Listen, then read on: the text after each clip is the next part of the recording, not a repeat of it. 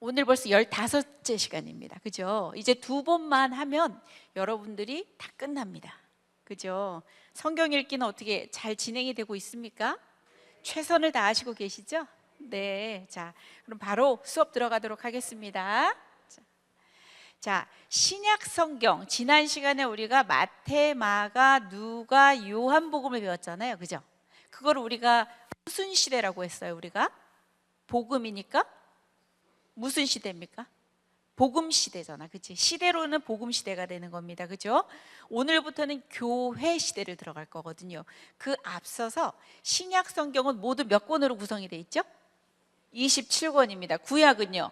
39권입니다. 신약이 27권에서 복음서 4권을 빼고 신약에서 오로지 딱 하나의 역사서는 뭐가 있다?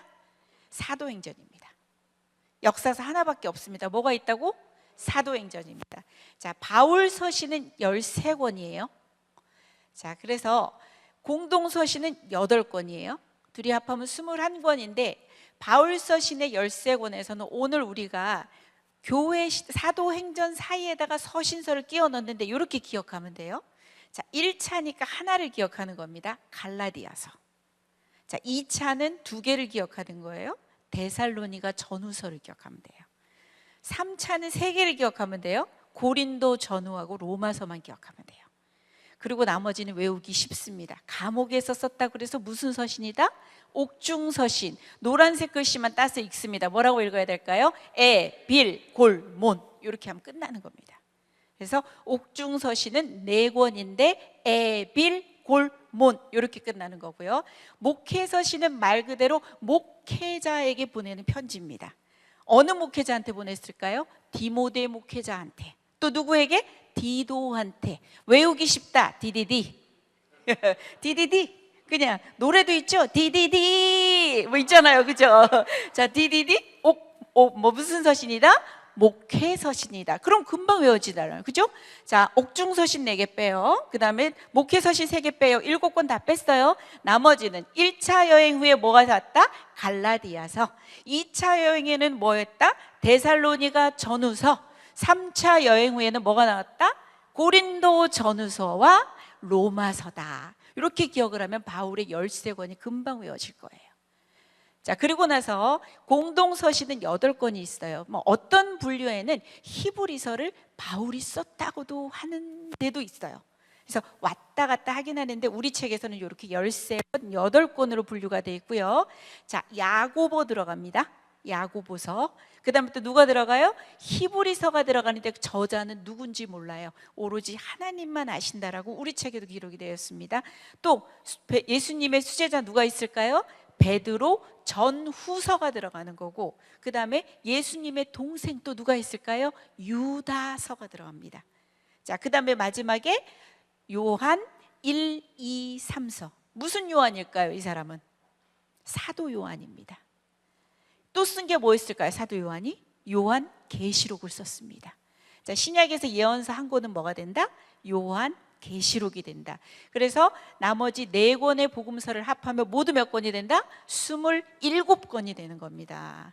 자, 옥중서신 뭐가 있어요? 외워보세요. 시작. 에, 빌, 골, 몬. 이렇게 딱 외워놓으십시오. 자, 목회서신은 뭐가 있다? 디모데 전후서, 디도서. 자, 첫 번째 1차 전도 여행 후에 무슨 서신이 보내졌다? 갈라디아서. 2차는 뭐다? 데살로니가 전후서. 3차는 뭐다? 고린도 전후 로마서. 우리가 배우다 보면 어느새 외워졌을 겁니다. 지금은 들어가는데 자꾸 익숙하게 만들기 위한 작업이에요. 신약 성경은 그래서 모두 몇 권이 된다? 27권, 복음서 4권, 역사서 1권, 그 다음에 바울서신 13권, 공동서신 8권, 예언서, 요한계시록 1권에서 모두 몇 권이다?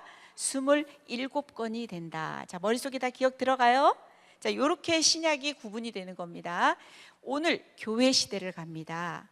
우리 책에서 예수님을 BC 4년, 5년의 탄생으로 보시기 때문에 30년으로 보게 되는 겁니다.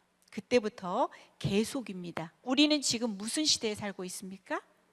교회 시대에 살고 있는 겁니다. 자, 말 그대로 사도행전은요, 사도들의 행전이기도 하지만 성령께서 움직이시는 대로 따라가는 거잖아요. 그죠? 그래서 우리는 무슨 행전이라고도 한다? 성령 행전이라고도 합니다. 자, 요것만 외워놓으시면 내용은 머릿속에 쏙 들어올 겁니다. 우리가 너무나도 잘 아는 사도행전 1장 8절의 내용입니다. 자, 외우고 계시나요? 자, 한번 외워보십시오. 시작. 오직 성령이 너희에게 임하시면 너희가 권능을 받고 예루살렘과 온 유대와 사마리아와 땅 끝까지 이르러 내 증인이 되리라 하시니라. 다시 한번 해보겠습니다. 시작. 오직 성령이 너희에게 임하시면 너희가 권능을 받고 예루살렘과 온 유대와 사마리아와 땅 끝까지 이르러 내 증인이 되리라 하시니라. 요게 사도행전 1장 8절의 내용이고, 오늘 중요한 게 뭐냐면 예루살렘과 그 다음에 온 유대와 사마리아와 그 다음에 땅 끝까지, 이렇게 되면 오늘 28장의 사도행전도 딱 구분이 됩니다. 그래서 이 말씀을 꼭 외우고 있을 겁니다. 계속 제가 중간중간에 한번 점검을 할 거고요. 핵심 단어는 그래서 뭐가 된다? 성령 행전이기 때문에 성령입니다.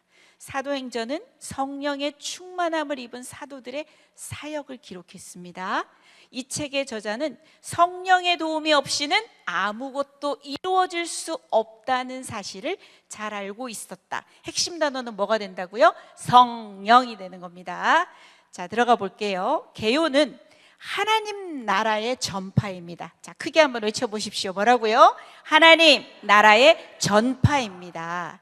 그래서 우리가 쭉 그 다음에 내용들을 살펴보겠지만, 오늘 저 노란색 글씨의 첫 번째 유대인에게 전해지는 복음이 12장까지라고 보게 되면 됩니다. 그 다음에 13장부터는 땅 끝까지이기 때문에 열방에 전해지는 복음으로 나눠집니다. 13장으로 딱 중요하게 나눠지는 겁니다. 12장까지는 유대 사마리아, 그러니까 여러분들이 외웠던 게 뭐예요? 예루살렘과 온 유대와 사마리아와 그 다음에 땅끝이 바로 13장부터 시작한다고 생각하면 되는 거예요. 그래서 스데반의 순교 7장으로 인해서 일파만파로 복음이 나아가게 됩니다. 사마리아로 가게 되고, 9장에 가게 되면 오늘 우리가 중요한 사도 사울이 회심하는 장면이 9장에서 나오게 되고, 이 복음은 고넬료와 이방인들이 또 복음을 받음으로 또 나가게 되고, 자, 예루살렘 교회가 중심이라면 이제는 안디옥 교회가 중심으로 가게 될 거거든요. 그래서 안디옥의 이방인들을 수용하고 이러면서 내용이 12장까지는 이렇게 예루살렘과 온 유대와 사마리아와 여기까지만 기억을 하시면 돼요. 그렇게 내용이 구분이 됩니다. 그 다음에 두 번째는 뭐냐면 이제 열방이야. 이제 땅끝까지 가겠다는 겁니다. 그래서 우리는 바울의 1차, 2차, 3차 전도여행을 살펴볼 겁니다. 요거만 기억하시면 됩니다. 자, 예루살렘과 온 유대와 사마리아까지가 12장입니다. 13장부터는 뭐라고? 땅 끝까지라고 기억하시면 됩니다. 다시 한번 1장 8절 외워봅시다. 시작. 오직 성령이 너희에게 임하시면 너희가 권능을 받고 예루살렘과 온 유대와 사마리아와 땅 끝까지 이르러 내 증인이 되리라 하시니라. 이렇게 기억을 하시면 돼요. 요 지명하고 기억을 하시면 사도행전의 내용이 눈에 쏙 들어오게 될 겁니다.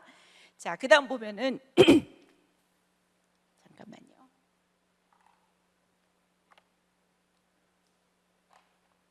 자, 우리 책에 저렇게 나와 있습니다. 여러분들이 책을 공부하시다 보면 요거 발견하게 될 건데요. 자, 교회의 형성기가 있어요. 그래서 1에서 7장까지가 유대인 중심이고 예루살렘 중심이고 베드로 중심이고, 시간은 AD 30년에서 31년, 약 1년간 정도라고 생각을 하면 돼요. 두 번째로 넘어가면 이 8장의 스데반의 순교 사건이 나옵니다. 맞죠? 그래서 8장에서 12장까지가 이제는 사마리아까지 복음이 전파가 되고, 전 팔레스타인 중심이고 베드로와 바나바, 그리고 아까 말씀에서 외웠던 것처럼 온 유대와 사마리아까지, 그 그래서 기간은 31년에서 46년은 15년 정도가 되는 겁니다.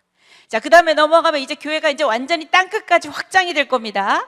자, 그래서 13장부터 28장까지는 이방인들에게 복음이 쫙 열방으로 전파가 됩니다. 그 교회의 중심은 어느 교회가 있었다? 안디옥 교회가 있었습니다. 첫 번째는 교회의 형성기에서는 어느 교회가 중심이었을까요?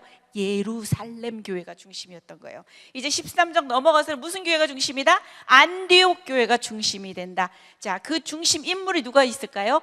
바울 들어갑니다. 그 다음에 어디까지? 땅 끝까지. 그래서 AD 47년부터 저기는 몇 년이라고 나옵니까? 67년이라 나오나요? 근 21년간인데 28장은 닫힌 결말입니까? 아니면 열린 결말입니까? 지금도 우리가 쓰고 있는 겁니다. 그죠? 닫아진 게 아닙니다. 그죠? 끝난 게 아닙니다. 자, 이렇게 형성이 되고요. 자, 우리 사도행전 1장으로 들어가면 이제 예수님의 승천하시는 모습이 나올 거예요. 자, 사도행전 누가 썼습니까? 누가? 사도행전 누가 썼어요? 누가복음 누가 썼어요? 자, 누가복음하고 사도행전을 썼어요. 장수만 따져도 21장이랑 오늘 28장이면 상당한 양을 쓰게 되는 사람입니다. 누가는, 그죠? 누가의 직업은 뭘까요? 의사였습니다. 자, 수신자는 누가 됩니까? 데오빌로라고, 여러분들이 누가복음 첫 장에 읽어보면 데오빌로 각하여, 그 다음에 사도행전으로 넘어오면 데오빌로여 이러면서, 데오빌로라는 뜻이 뭐냐면 하나님을 사랑하는 자라는 뜻이에요. 그러니까 로마의 고위 관료였을 것이다. 또 하나의 설은 하나님을 사랑하는 자니까 우리 모두를 얘기하는 것은 아닐까, 이런 설이 있대요. 자, 내가 먼저 쓴 글은 뭐가 될까요? 누가복음이 되는 겁니다. 자, 부활 후에 며칠을 우리 주님이 계셨을까요? 이 땅에 40일을 계셨습니다. 그래서 무엇을 했을까요? 오로지 이때 하신 일이 뭘까요? 무엇을 교육했을까요? 하나님 나라의 일을 말씀하셨어요. 자, 승천하시기 전까지 제자들에게 분부를 합니다. 우리 밑에 거 한번 읽어볼까요? 시작. 예루살렘을 떠나지 말고 내게서 들은 바 아버지께서 약속하신 것을 기다리라. 요한은 물로 세례를 베풀었으나 너희는 몇 날이 못되어 성령으로 세례를 받으리라 하셨느니라. 자, 무엇을 기다리라고 합니까? 성령을 기다리라고 합니다. 이거는 하나님 나라의 전파는 성령을 받지 않고는 할 수 없는 일입니다. 그래서 1장 8절에 뭐예요? 오직 성령이 너희에게 임하시면 너희가 위로부터 오는 권능을 받고 예루살렘과 온 유대와 사마리아 땅끝까지 이르러 내 증인이 되리라 하시니라. 그래서 성령을 기다리라고 예수님께서 이렇게 제자들에게 분부하십니다. 자, 오순절은 예수님께서 부활하신 후에 40일을 계셨죠. 며칠 더 있다가 성령이 올까요? 퀴즈입니다. 며칠 더 있다가 성령이 올까요? 10일이죠. 왜냐? 오순이면 뭐냐면 수는 열이라는 뜻이거든. 그래서 50일이라는 얘기예요. 자, 40일 계셨어요. 그 다음에 기다려라. 그러고 나서 며칠 있다 오셨다고요? 10일 더 지나서 사도행전 2장에는 성령 강림 사건이 들어옵니다. 자, 그 다음에 아직 1장인데요. 주여, 이스라엘 나라를 회복하심이 이때이니까 아직도 제자들은 몰라요. 이 사람들은 아직도 이 회복을 우리가 로마로부터 정치적으로 해방되는 때가 언제입니까? 라고 제자들의 관심은 오로지 이런 것들입니다.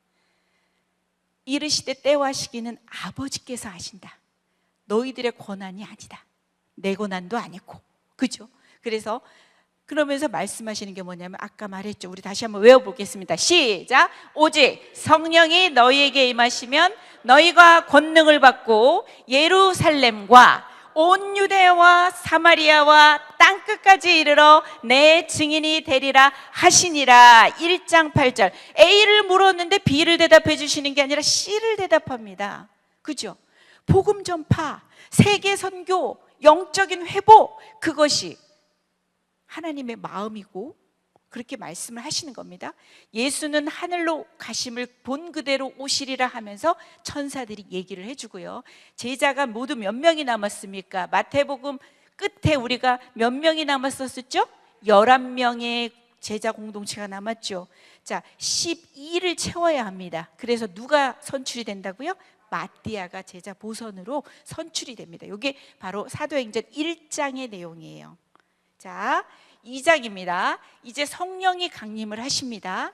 약속의 성취입니다. 자, 자녀들은 예언할 것이요. 이거 우리 구약의 선지자, 무슨 선지자예요? 요엘 선지자의 예언이 있었고요. 요한복음 14장, 15장, 16장에 전부 다 보면 보혜사에 대한 약속이 있습니다.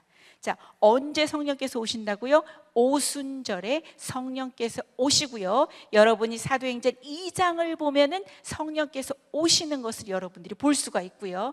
보혜사는 히브리어로 파라클레토스라고 합니다. 어떤 뜻이 있대요? 우리를 위로해 주시고 도와주시고 중보해 주시고 변호해 주시는 거예요. 자, 보혜사의 역할이 있어요. 우리가 한번 살펴보고 넘어갈게요. 어떻게 하신대요? 영원히 함께 하신대요. 말씀 한번 크게 읽어보겠습니다. 시작. 내가 아버지께 구하겠으니 그가 또 다른 보혜사를 너희에게 주사 영원토록 너희와 함께 있게 하리니. 성령께서는 여러분과 영원히 함께 하십니다. 아멘. 자, 두 번째는요, 그 성령님이 모든 것을 가르치고 기억나게 하신다고 합니다. 같이 읽어볼까요? 시작. 보혜사 곧 아버지께서 내 이름으로 보내실 성령, 그가 너희에게 모든 것을 가르치고 내가 너희에게 말한 모든 것을 생각나게 하리라. 모든 것을 가르치고 기억나게 하시는 성령님. 세 번째는 누구를 증언하신다고 나와요? 예수님을 증언하십니다. 같이 읽겠습니다. 시작. 내가 아버지께로부터 너희에게 보낼 보혜사 곧 아버지께로부터 나오시는 진리의 성령이 오실 때에 그가 나를 증언하시는, 성령께서는 예수님을 증언하십니다. 그리고 4번에 죄를 책망하실 거고요. 5번에 누구의 영광을 나타낸다고요? 예수님의 영광을 나타내십니다. 그러면서 그 말씀이 밑에 있습니다. 성령 강림의 사건의 의미를 살펴보면요, 우리가 구약에서 출애굽기를 배웠잖아요. 그죠? 시내산 계약과 같은 이제는 새 계약이야. 이 종말의 새 이스라엘, 새 백성을 말하는 겁니다. 그 백성은 예수의 피로 하나님의 자녀가 된 백성들을 말하는 거예요. 그래서 예수 공동체, 그다음에 4번에 보면 교회가 이 구약의 이스라엘 백성처럼 신약에서 하나님의 계약 백성이 된다는 의미입니다. 그리고 5번에 보니까 새로운 공동체의 탄생을 예견하고 있다고. 이건 다 우리 책에 나온 것들입니다. 우리는 이제는 새 언약 안에서 예수 그리스도의 보혈로 우리가 새 백성이 되고 성령 받아서, 그러니까 옛날의 구약의 출애굽에서 맺은 언약하고 이렇게 생각을 해보시면 이제는 새 예수 공동체는 이제 새 백성이다. 하나님의 자녀, 새 백성, 그 의미로 가면 될 것 같아요. 자, 2장에 보면 초대교회의 탄생입니다. 그래서 우리가 1번에는 그 초대교회의 특징이 뭐가 있었대요? 시작. 그러니까 저희가 사도의 가르침을 받습니다. 우리 교회는 가르치고 배우는 교회입니다. 맞죠? 우리 하나 가르치고 하나 배우는 것입니다. 배워야 되는 거잖아요. 그죠? 하나 가르치고 하나 배운다. 이거 진짜 엄청난 좋은 교수 방법입니다. 진짜 훌륭하게 성장할 수 있습니다. 저도 어쩔 수 없이 이렇게 됐습니다. 네. 그래서 여러분들도 정말 그 목사님 말씀하셨는데 하나 가르치고 하나 배우는 건 정말 너무 중요한 것 같습니다. 우리가 배움을 손을 놓는 순간 우리에게 성장은 없습니다. 물론 또 더 나아가서 내가 가르치려고 하면은 끊임없이 내가 반복하고 요 말을 어떻게 이어야 되지 고민하고 애쓰고 하기 때문에 그것이 내 것이 될 수밖에 없습니다. 가르치고 배우는 교회였습니다. 두 번째는 뭐라고요? 교제가 있는 교회였어요. 서로 교제하고 떡을 떼고. 세 번째는 뭐라고요? 함께 예배하는 교회. 우리가 그래서 함께하는 교회잖아요. 그죠? 자, 우리는 지금 초대교회에 맞는 어떤 특성들을 전부 다 가지고 있는 것 같아요. 네 번째는 뭐예요? 증거하는 교회입니다. 우리가 모이기만, 예배하기 위해서 모이기만 하는 교회가 아니라 어떠하고 흩어지는 교회가 되는 겁니다. 이게 바로 제자훈련의 근간이자 초대교회의 두 가지 구조였다는 거예요. 모이고 흩어지고. 우리가 모이는 걸 뭘 위해서 모인다? 예배하기 위해서 모이는 거예요. 또 모이는 이유는 뭐나? 흩어지기 위해서 모이는 거죠. 맞죠? 자, 그래서 우리 이거는 그때도 다 살펴봤죠. 이제 시련들이 들어옵니다. 교회에 4장에서 6장을 살펴보면 시련을 통해서 교회가 성장을 하게 됩니다. 자, 물리적 박해가 있습니다. 핍박이 있었고, 근데 교회는 기도와 찬양으로 더 이렇게 담대하게 복음을 전파합니다. 두 번째, 여러분 5장의 아나니아와 삽비라 사건 아시죠?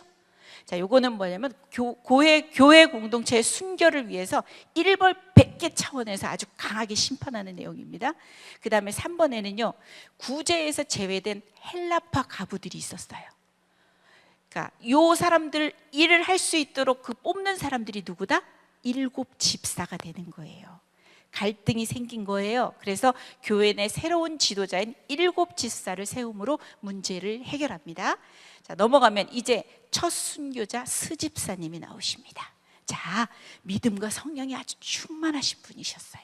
은혜와 권능이 충만하여 큰 기사와 표적을 행했어요. 아주 구약의 역사를 쫙 관통을 하십니다. 이분은 왜 돌아가셨을까요? 너무 길게 설교해서 돌아가신 거예요. 요거 조크예요? 다큐 아니에요? 자, 긴 설교, 엄청난 긴 설교, 구약에 완전하게 관통하셨어요.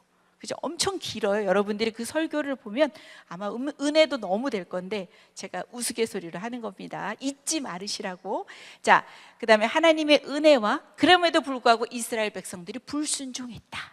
자, 4번에 갔더니 이제 첫 순교, 하늘이 열리고 인자가 하나님 우편에 서 계신 것을 이 스데반은 봅니다. 그 다음에 주 예수여 내 영혼을 받으시옵소서, 주여 이 죄를 그들에게 돌리지 마옵소서 하면서 이야기가 넘어가는데, 자, 이 스데반의 순교를 통해서 이 복음은 일파만파의 역할, 이것들이 일파만파의 효과를 펼칩니다. 7장에서 스집사님이 순교를 하면서 이제 8장으로 넘어가면서 사마리아로 먼저 가게 돼요.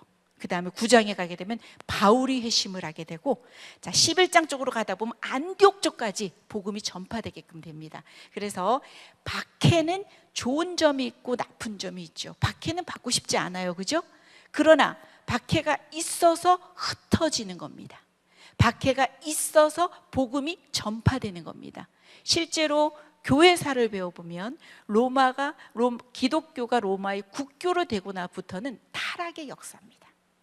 중세로 들어가는 겁니다. 그죠? 나중에 보면 이게 박해가 나쁜 것만이 아니라 이 박해가 있어서 흩어지고 복음이 전파되는 겁니다. 그래서 그날의 예루살렘에 있는 교회, 예루살렘은 너무 좋은 거야. 베드로 설교하니까 여기서 3,000명 회개해, 저기 5,000명 회개해. 너무 예루살렘은 좋아. 근데 이 박해가 있음으로 인해서 흩어지고 복음이 전파가 나갑니다. 큰 박해가 있어서 사도 외에는 다 유대, 사마리아와 모든 땅으로 흩어집니다. 그래서 그 흩어진 사람들이 두루 다니면서 복음의 말씀을 전하고, 누가 사마리아 성으로 갔을까요? 어느 집사님? 빌립 집사님 가십니다. 빌립이 사마리아 성에 내려가 그리스도를 백성에게 전파를 합니다. 자, 그 다음에 예루살렘에 있는 사도들이 사마리아도 하나님의 말씀을 받았다함을 두고 예루살렘 본부에서 베드로하고 요한도 파송을 합니다. 자, 이렇게 이야기가 흘러갑니다. 자, 빌립과 에디오피아 내시의 사건은 여러분들 잘 아시죠, 그죠? 자, 주의 천사가 나타나서 광야길로 가라고 하십니다. 광야길에 가면 사람도 없잖아요. 그렇지 않아요? 이왕 복음을 전파할 거면 어디 가야 돼요? 아주 큰 도시, 사람이 많은 곳으로 가야 되는데 한 영혼을 위해서 광야길로 가라고 하십니다. 에디오피아 여왕 간다게 네시가 예루살렘에서 예배하고 돌아오다가 이사야서를 읽고 있는 거야. 근데 뭔지 모르겠는 거야. 이해가 가느냐 그랬더니 지도해 주는 사람이 없는데 어찌 깨달을 수 있겠습니까? 빌립이 그 고난받는 종이 바로 예수 그리스도다. 네시가 예수님을 믿고 즉시 세례를 받습니다. 이렇게 이야기는 흘러갑니다. 자, 9장에 바울이 회심을 하게 됩니다. 자, 사울이 다메섹을 향해서 갑니다. 뭐 하러 갈까요, 이 사람? 이 사람 왜 갈까요, 지금? 왜 갈까요? 자, 예수 믿는 사람들 잡아서 예루살렘으로 끌고 가려고 하는 겁니다. 그래서 대제사장한테 가가지고 공문을 받아오는 거예요. 내가 이 사람들 다 잡아가지고 드리겠으니까 공문을 허락해 주십시오라면서 얘기한 거죠. 다메섹으로 가던 도중에 부활하신 예수님을 만나서 회심하는 사건입니다. 자, 그래서 사울아 사울아 어찌하여 네가 나를 박해하니? 그러니까 주여 누구십니까? 이르시되 나는 네가 박해하는 예수다. 그러면서 이 사람에게 사명을 줍니다. 이 사람은 내 이름을 이방인과 임금들과 이스라엘 자손들에게 전하기 위하여 택한 나의 그릇이라. 그러면서 어떻게 되죠? 눈이 멀게 되는 겁니다. 누구를 통해서 눈이 다시 이렇게 회복이 되겠죠? 누굴 만나죠? 아나니아를 만납니다. 그러게 해서 3일 후에 눈에서 비늘 같은 것이 떨어지고, 그 다음에 성령 받고 세례 받고, 그러면서 사울의 전도와 핍박입니다. 사울은 다메섹에서 예수가 그리스도임을 바로 즉시 전파를 합니다. 예루살렘에서는 환영받지 못합니다. 왜? 전적이 있잖아요. 얼마나 핍박을 하고 얼마나 방해를 하고 그랬던 사람인데 어떻게 믿겠습니까? 위험인물이지 않습니까? 그러나 이 바나바라는 사람의 도움으로 받아들여지는 거야. 그래서 나중에 보면 사도행전 그 뒤쪽의 내용에 보면요, 헬라파 유대인과 논쟁하다가 죽음의 위협이 오자 그 사람의 고향인 다소로 가게 됩니다. 사도 바울은 거기서 10여 년 그곳에서 조용히 아마 그곳에서 사역을 하게 되겠죠. 우리가 47년에 1차 전도 여행을 가기 전까지 사도 바울은 거의 한 15년 그 정도를 거의 준비의 시간이 아마 진행이 될 것 같습니다. 그래서 교회는 이제 이렇게 성령의 위로로 든든하게 서게 됩니다. 10에서 12장까지가 이제 베드로의 사역으로 들어갑니다. 고넬료 회심 사건 아시죠? 자, 고넬료 회심 사건입니다. 첫 번째, 유대인이 아닌 이방인이 복음을 받아들였다는 것에 대해서 유대인들이 반발을 합니다. 그렇지만 이런 이방인에게 복음을 전파하게 하시고 받아들이게 주도하신 분은 누구시라는 거예요? 하나님이라는 겁니다. 3번, 이방인 전도의 주역은 이때는 바울이 아니고 누가 된다? 베드로입니다. 자, 야고보가 순교를 합니다. 교회의 핍박들은 더 심해집니다. 헤롯은 요한의 형제 야고보를 죽입니다. 베드로 투옥 사건이 나옵니다. 교회가 베드로를 위해서 기도하자 베드로가 구출되고 그 헤롯은 죽습니다. 자, 이때까지가 뭐라 그랬어요? 제가 예루살렘과 그다음 어디라고요? 온 유대와 사마리아와 요까지입니다. 이 13장부터는 어디를 가게 된다? 땅 끝까지 가게 되는 겁니다. 그래서 1장 8절을 머릿속에다 딱 넣고 여러분들이 성경을 보시면 될 것 같아요. 자, 그래서 우리가 이제 야고보서를 들어가는 이유는 이 사도행전은 신약은 어려울 게 하나도 없습니다. 사복음서 예수님의 생애 순서대로 읽으시면 되는 거고요. 이 사도행전에다 서신서 다 끼우면 끝납니다. 그래서 야고보서가 이 사이에 들어가게 됩니다.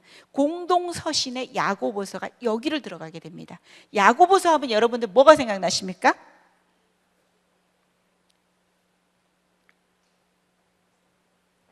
무엇이 생각나십니까? 야고보서 하면은 행함이 없는 믿음은 어떤 믿음이다? 죽은 믿음이다. 야고보서의 말씀이잖아요. 그죠? 보겠습니다. 자, 2장 26절 크게 한번 읽어보겠습니다. 시작. 영혼 없는 몸이 죽은 것 같이 행함이 없는 믿음은 죽은 것이니라. 한 번 더 읽어보겠습니다. 시작. 영혼 없는 몸이 죽은 것 같이 행함이 없는 믿음은 죽은 것이니라. 핵심 단어는 뭐가 된다? 행함입니다. 야고보서는 참 믿음의 실천을 강조하는 겁니다. 그렇다고 조금 이따 바울과 야고보의 그 관점들을 한번 살펴볼 겁니다. 이것은 오직 믿음만을 강조한 어떻게 보면 갈라디아서의 보충과도 같다. 자, 살펴보겠습니다. 너희들이 믿음이 있다면 한번 증명해봐라. 너희들 믿음이 있으면 당연히 행동이 나와야 되는 거 아니니? 자, 시험을 인내하고 편견 없는 사랑과 혀의 통제, 모든 일의 선함, 이런 것들은 우리 책에 나온 그대로입니다. 자, 마지막 격려로 넘어가고, 그래서 저자는 누가 된다고요? 야고보입니다. 이 야고보는 누구냐면은 하나님과 주 예수 그리스도의 종이라고 여러분들 성경에 나오는데요, 예수님의 형제입니다. 자, 이 사람은 또 예루살렘 교회의 누구나 지도자입니다. 교회의 기둥이라고도 바울로부터 갈라디아서에 그렇게 기록이 되어 있습니다. AD 62년경에 순교를 합니다. 수신자는 누구냐면 흩어져 있는 12지파, 디아스포라 유대인 그리스도인들. 이 서신서의 특징은 뭐냐면 보내는 발신자가 있고 받는 수신자가 있고 인사가 있고 본문의 내용이 있고 끝인사가 있는 편지 형식입니다. 이 서신서들은 전부 다. 자, 목적은 뭐가 될까요? 참된 믿음은 반드시 무엇으로 나타난다? 실천으로 나타난다. 주제는 뭐다? 행함이 없는 믿음은 죽은 것이다. 이렇게 나오죠. 좀 많이 졸리죠? 밤이라. 자, 정신 바짝 차리세요. 이제 3번만 가면 돼요. 자, 마틴 루터는요, 지푸라기 같은 서신이다. 왜냐? 종교개혁자 눈에는 행위만을 강조하니까 아주 하찮게 보는 겁니다. 이 야고보서는 지푸라기 같은 서신이다. 네, 6번은 뭐냐면 그리스도인들의 생활을 위한 실제적인 지침서다. 또는 신약 성경의 잠언이다. 신약의 아모스다. 이렇게 나옵니다. 노래 한 곡을 불러야 되겠는데 이렇게 조는 분위기가 나오는 것 같네. 자, 이거 한번 볼게요. 자, 바울과 야고보를 한번 보겠습니다. 우리 책에 나온 기록들입니다. 바울의 관심은 율법주의자들인 거야. 왜냐하면 행여나 이 믿음만으로 부족하니까 율법주의자들은 율법을 지켜야 된다고 얘기할 거잖아요. 근데 이 야고보는 자유사상가들이야. 어떤 거냐면 믿었으니까 이제 다 천국 갈 건데 뭐 행함이 그렇게 중요해? 이렇게 되는 거죠.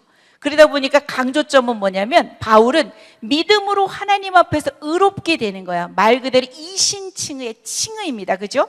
근데 야고보는 뭐냐면 행위로서 사람들 앞에서 의롭게 되는 성화의 과정이라고 생각하면 되는 겁니다. 그다음에 바울의 밑에 있는 관점은 뭐냐면 선물로 받은 믿음이야. 이건 내 영역이 아니야. 그죠? 이거는 내 영역이 아닙니다. 그리고 야고보는 믿음을 드러난 행위, 성화적 믿음이라는 거죠. 말이 조금 어려운데 여러분들이 몇 번 반복해서 보다 보면 이해가 될 거예요. 그 다음에 결과적으로 바울은 그리스도 안에서 믿음을 통해 영원히 의롭게 되는 거고, 야고보는 그리스도처럼 행함으로 매일의 증거로 의롭게 되는 거야. 자, 칭의는요, 바로 바울은 요거를 강조한 거예요. 오직 믿음으로 너희들이 의롭게 되는데, 믿은 사람들의 행동은 당연히 여기서 행함으로 나타난다는 거야. 그러니까 이게 별개가 아니라는 얘기입니다. 요거를 얘기한 거예요. 자, 야고보서는 첫째, 이제 시험을 인내하는 거에 대해서 나와요. 그래서 1장 2절에 뭐라고 나오는지 크게 한번 여러분들이, 신약은 제가 그랬죠. 참 가르치기 어렵다고요. 그죠? 여러분들이 딱 외워야 될 연도수도 없고요. 그죠? 딱딱 떨어지는 네바지 말도 없어요. 그렇지만 이 성경을 여러분들이 읽으시면서 선포하시면서 읽으십시오. 그리고 수업하십시오. 그렇게 하려고 제가 말씀을 많이 기록을 했어요. 왜냐하면 스토리가 막 이렇게 전개되지 않아요. 말 그대로 서신서는 그리스도만을 나타냅니다. 그 안에서 우리가 교리적인 부분이 나오고 그 다음에는 다 실천이야. 어떻게 보면 이거는 내가 가르쳐 줄 수 있는 부분은 아닌 것 같아요. 우리가 말씀을 자꾸 익히고 그대로 살아가려고 애쓰고 이런 것들이 되게 중요한데요. 자, 1장 2절 한번 크게 읽어보겠습니다. 시작. 내 형제들아, 너희가 여러 가지 시험을 당하거든 온전히 기쁘게 여기라. 어렵지만 기쁘게 여겨라. 자, 방법을 모르겠으면 1장 5절 시작. 너희 중에 누구든지 지혜가 부족하거든 모든 사람에게 후히 주시고 꾸짖지 아니하시는 하나님께 구하라. 그리하면 주시리라. 2장에 가면은 편견 없는 사랑에 대해서 나와요. 가난한 자를 차별하지 말고 믿음과 행함은 함께 가야 한다고 나와요. 자, 이야기가 이렇게 진행된다고 여러분들이 그냥 따라오시면 돼요. 어차피 읽으시면서 여러분들이 익히면 되니까요. 3장은 혀의 통제에 대한 이야기가 나와요. 그래서 내 형제들아, 너희는 선생된 우리가 더 큰 심판을 받을 줄 알고 선생이 많이 되지 말라고 나와요. 그 다음에 우리가 다 실수가 많으니 만일 말에 실수가 없는 자라면 곧 온전한 사람이다. 능히 온몸도 굴레 씌우리라. 자, 혀는 곧 불이요. 같이 읽어볼까요? 시작. 혀는 곧 불이요. 불의의 세계라 하는 우리 지체 중에서 온몸을 더럽히고 삶의 수레바퀴를 불사르나니 그 사르는 것이 지옥불에서 나느니라. 이토록 혀가 되게 중요하다는 겁니다. 맞죠? 자, 그 다음에 위로부터 난 지혜에 대한 특성을 살펴볼게요. 3장 17절 시작. 오직 위로부터 난 지혜는 첫째, 성결하고, 다음에 화평하고, 관용하고, 양순하며, 긍휼과 선한 열매가 가득하고, 편견과 거짓이 없나니. 여러분들이 가다 보면 성경 읽을 때 오늘 수업한 것들이 기억이 좀 날 거예요. 4장에 가서는 이제 너희가 얻지 못함은 구하지 아니하기 때문이요, 구하여도 받지 못함은 무엇대로 구하기 때문이다? 정욕이에요. 욕심은 무엇을 낳습니까? 죄를 잉태하고, 죄가 커지면 뭐가 됩니까? 사망을 낳습니다. 그죠? 누구든지 세상과 벗이 되고자 하는 자는 스스로 하나님과 원수되는 것이다. 그 다음에 교만한 자에 대해서 경고를 하십니다. 그리고 그 앞에서 겸손하게 낮추라, 너희를 높이시리라. 야고보서가 모두 몇 장까지 돼 있을까요? 몇 장이요? 야고보서 5장 나와요. 자, 인내와 기도에 대한 부분들이 나와요. 그 다음에 불의하게 재물을 모은 자들에 대한 경고도 하고, 이제 주의 강림이 가까우니까 굳건하게 마음을 해라. 자, 우리가 기도는 잘 알고 있죠. 3번에 너희 중에 시작. 너희 중에 병든 자가 있느냐? 그는 교회의 장로들을 청할 것이요, 그들은 주의 이름으로 기름을 바르며 그를 위하여 기도할지니라. 계속 읽을까요? 믿음의 기도는 병든 자를 구원하리니 주께서 그를 일으키시리라. 혹시 죄를 범하였을지라도 사하심을 받으리라. 그러므로 너희 죄를 서로 고백하며 병이 낫기를 위하여 서로 기도하라. 의인의 간구는 역사하는 힘이 큼이니라. 아멘. 이 말씀 의지하여, 요즘에도 우리 교회에도 아픈 자들이 정말 많잖아요. 그죠? 우리가 함께 인내하면서 기도해야 될 같은 그런 기도 제목을 놓고 기도를 해야 될 것 같아요. 이제 13장 18절, 이제 18장으로 들어가는데요. 자, 제가 어디부터 지금 했어요? 사도행전 1에서 12장까지 얘기를 했어요. 그 다음에 제가 뭐 했죠? 지금 행함이 없는 믿음은 죽은 것이니라. 뭐 했어요? 야고보서. 왜냐하면 순서대로 진행이 되는 거예요. 그러고 나서 이제 13장 18장으로 돌아왔습니다. 자, 13장부터는 어디로까지 복음이 전파된다? 땅 끝까지. 이 13장부터 나오는데, 요때 이전에 1에서 12장까지는 어디 중심이었어요? 예루살렘 중심이었잖아요. 이 13장에 넘어와서는 이제 안디옥 교회 중심이고, 사람은 누구 중심으로 된다? 바울 중심이야. 그전에는 누구 중심이었는데? 베드로 중심이었다는 거죠. 자, 사도 바울의 선교 전략이 있었어요. 이 사람 철저하게 1번 무슨 선교했다? 자비량으로 선교했어요. 이 사람이 무슨 일 했을 것 같아요? 여러분, 사도행전 읽다 보면 천막 제조업자 있었잖아요. 보르스길라 아굴라 만나가지고 같이 그 일들을 했잖아요. 그죠? 자, 이 사람은 자비랑 선교를 했고, 이 사람 혼자 사역하지 않았어요. 어떻게 했다고? 팀으로 사역을 했대요. 우리가 그래서 함께 팀으로 하는 이 사역도 진짜 중요한 거죠. 세 번째, 이 사람은 그 문화들을 최대한 존중했어요. 그래서 선교 전략은 바꾸었지만 복음에 대해서는 결코 본질에 대해서는 왜곡시키는 일이 없었어요. 그래서 여러분, 갈라디아서 가면 다른 복음 전하면 저주받는다, 다른 복음 전하냐? 이러면서 그런 것들에 대한 복음의 진정성에 대한 이야기는 사도 바울이 진짜 목이 타도록 외쳤어요. 그래서 사도 바울 이렇게 넘어가는 바울의 1차 전도 여행을 한번 볼 건데, 사진을 한번 잠깐 볼까요? 먼저 이 사진을 한번 좀 보세요. 여기가 현재 말하자면 저희 루스드라 보이고 안디옥 위에 비시디아 안디옥 이쪽 보이잖아요. 요건 지금 현재 튀르키예 지역이에요. 그때 당시 소아시아라고 불렸어요. 그러니까 우리 성경 읽다가 무식하면 아시아라 그러면 우리 동네인 줄 알아요. 아니에요. 튀르키예 지역, 현재 지금 튀르키예 지역 그쪽이에요. 자, 우리 다시 한번 넘어와 볼게요. 조금 이따 다시 한번 설명할게요. 자, 1차 전도 여행에서 바나바와 바울을 선교사로 파송합니다. 자, 누구의 지시에 따랐을까요? 성령께서 세우라고 하십니다.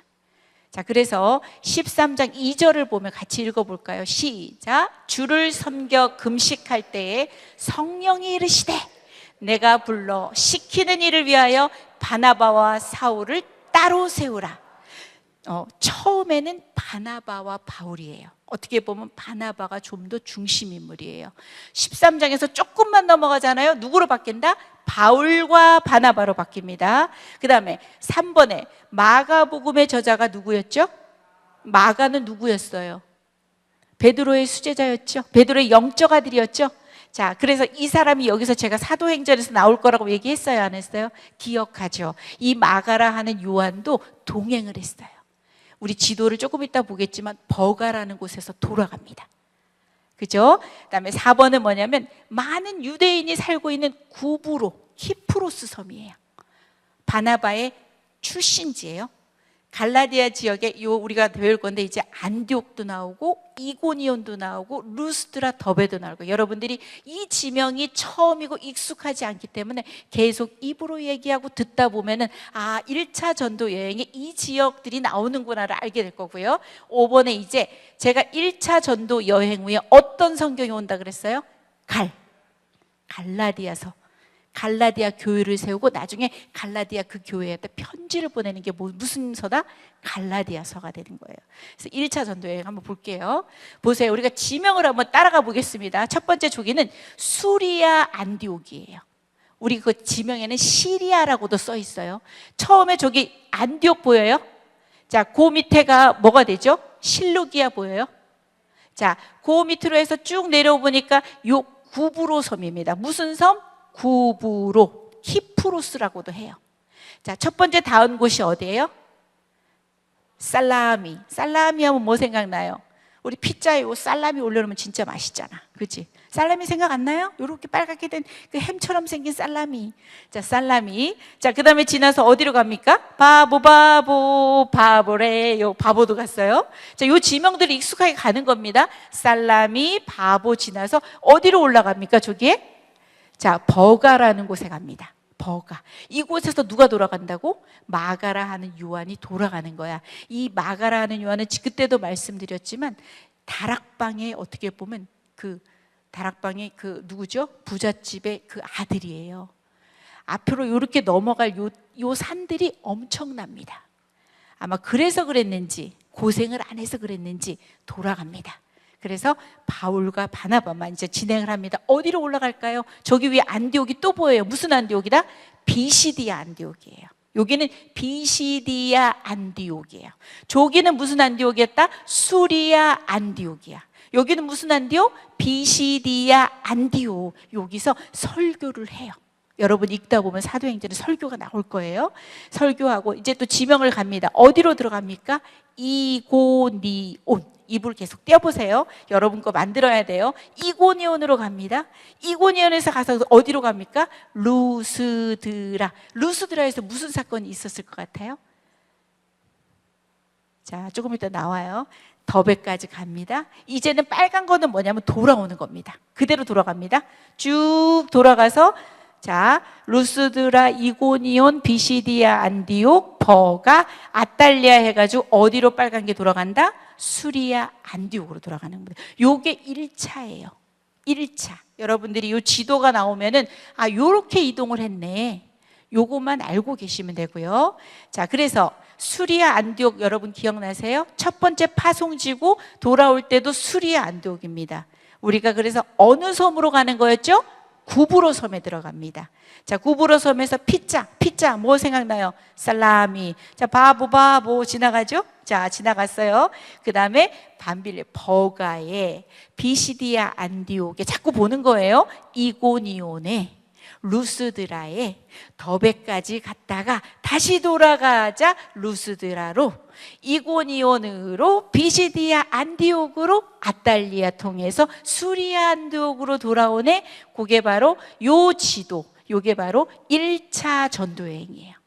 저 위에 보면은 갈라디아 보여요? 글씨? 갈라디아 보이죠? 자, 그래서 갈라디아 교회가 세워지는 겁니다. 그리고 나중에 이 편지를 거기다 보내는 겁니다. 자, 요 지명 한번 살펴봤고요. 자, 2년 동안에 47년에서 49년 동안 이뤄지고요. 2240km를 걸어서 이동을 합니다. 엄청난 길입니다. 생각 한번 해보십시오. 그 당시에 비행기가 있었습니까? 그 당시에 무슨 자가용이 있었겠습니까? 그죠? 걸어서 이동을 합니다. 주요 사역은 바보 생각나요? 바보 생각나요? 바보에서 박수 엘루마를 물리치고, 자, 로마 총독입니다. 이 사람 이름이 똑같아요. 서기오 바울에게 전도합니다. 자, 그 다음에 루스드라 생각나죠? 루스드라에서 안진뱅이를 치유하자 그 사람들이 이 바울과 바나를 신으로 막 이렇게 대접을 하려고 하는 거예요. 그래서 그 다음에 나중에 끝까지 해서 안디옥으로 돌아와서 보고함으로 마치는 거예요. 의의가 있어요. 이방 전도의 가능성이 보이는구나. 확인이 되고 체계화가 되는 거죠. 두 번째는 이방인 개종에 있어서 이제 할례 문제가 제기가 되는 거야. 오로지 이신칭의인데 율법을 지켜야만 한다는 거야. 할례를 해야 한다는 거야. 요 문제가 제기되고 바로 그 다음에 나오는 게 15장에서 예루살렘 공회가 열리는 겁니다. 이게 바로 첫 회의야. 도대체 이 이방인들에게 할례를 받게 하느냐, 이러면 안 된다는 거. 이거를 이 안에서 이제 회의를 하는 거죠. 교회사에 있어서 이 회의가 첫 총회예요. 이 예루살렘 총회에서 구약의 율법과 새 믿음의 부딪힘인 할례 문제를 해결하기 위해서 소집된 회의가 바로 여러분 사도행전 15장에 나오는 예루살렘 공회예요. 그래서 1차 예루살렘 총회에서 율법의 엄수를 주장하는 자들의 폐쇄적인 태도를 물리치고 이방인들을 향한 하나님의 뜻을 자각하여 그들을 한 형제로 영접한다고 하는 내용의 결의를 통해 할례 문제를 깨끗하게 해결하는 겁니다. 읽다 보면 여러분들 이게 뭘까 하다가 이게 그 총회구나. 할례 문제가 대두가 돼서 이것 때문에 모여서 이거에 대한 회의를 했구나. 그것을 생각하시면 되고요. 새 이스라엘은 율법을 엄수하는 자가 아닙니다. 하나님 뜻에 순종하는 자들이라. 지금까지도 못 지켜가지고 구약은 망했단 말입니다. 맞죠? 그죠? 이제는 예수님의 피로 모든 것이 다 새 언약으로 다 바뀌는데 굳이 이 사람들에게 또다시 할례를 행해야 된다고 그러고 율법을 지켜야 된다고 하고 이런 이야기 때문에 이렇게 나오는 거예요. 자, 그 다음에 그래서 갈라디아서로 넘어갑니다. 1차 마치면 무슨 서신이 나온다? 갈라디아서. 자, 그리스도인의 자유에 관한 대언장이에요. 갈라디아서 하면 여러분들 성경구절, 어느 성경구절 생각나요? 전혀 생각이 안 나시는군요. 자, 자유에 관한 대언장. 오늘 공부하고 나면 생각이 납니다. 자, 이거 바로 이신칭의입니다. 자, 2장 16절 크게 한번 선포하면서 여러분들이 읽어보겠습니다. 시작. 사람이 의롭게 되는 것은 율법의 행위를 말미암음이 아니요 오직 예수 그리스도를 믿음으로 말미암는 줄 알므로 우리도 그리스도 예수를 믿나니 이는 우리가 율법의 행위로서가 아니고 그리스도를 믿음으로써 의롭다 함을 얻으려 함이라. 율법의 행위로서는 의롭다 함을 얻을 육체가 있다 없다? 없다. 이신칭입니다. 오로지 믿음으로 의롭게 된다는 것을 2장 16절에서 그래서 갈라디아에서 이 복음에 대해서 얘기하는 겁니다. 복음의 진정성, 복음의 탁월성. 그렇다면 이 복음에 대해서 자유를 얻게 된 너희들은 어떻게 살아야 되니? 그게 바로 갈라디아서의 내용이에요. 그래서 핵심 단어는 뭐가 될 것 같아요? 믿음입니다. 자, 이 책의 맥박이래요. 믿음이. 어떤 공적도 인간의 어떤 공로도 인간을 구원할 수가 없다. 더구나 율법을 지키는 행위가 구원을 이루는 것이 아니다. 요 얘기하는 겁니다. 자, 그래서 넘어가면 복음으로 누리는 자유함입니다. 얘기해 보세요. 뭐라고요? 복음으로 누리는 자유함이에요. 그래서 1번의 내용은 복음의 진정성에 대해서 얘기를 할 거예요. 자, 2번은 복음의 탁월성에 대해서 얘기를 할 거고요. 이렇게 내용이 흘러갑니다. 6장까지 있습니다. 갈라디아서. 세 번째는 복음으로 누리는 참 자유함에서 적용하는 거야. 바울의 그 책의 부분 대부분 교리가 나오고 나중에 실천 파트로 많이 나오잖아요.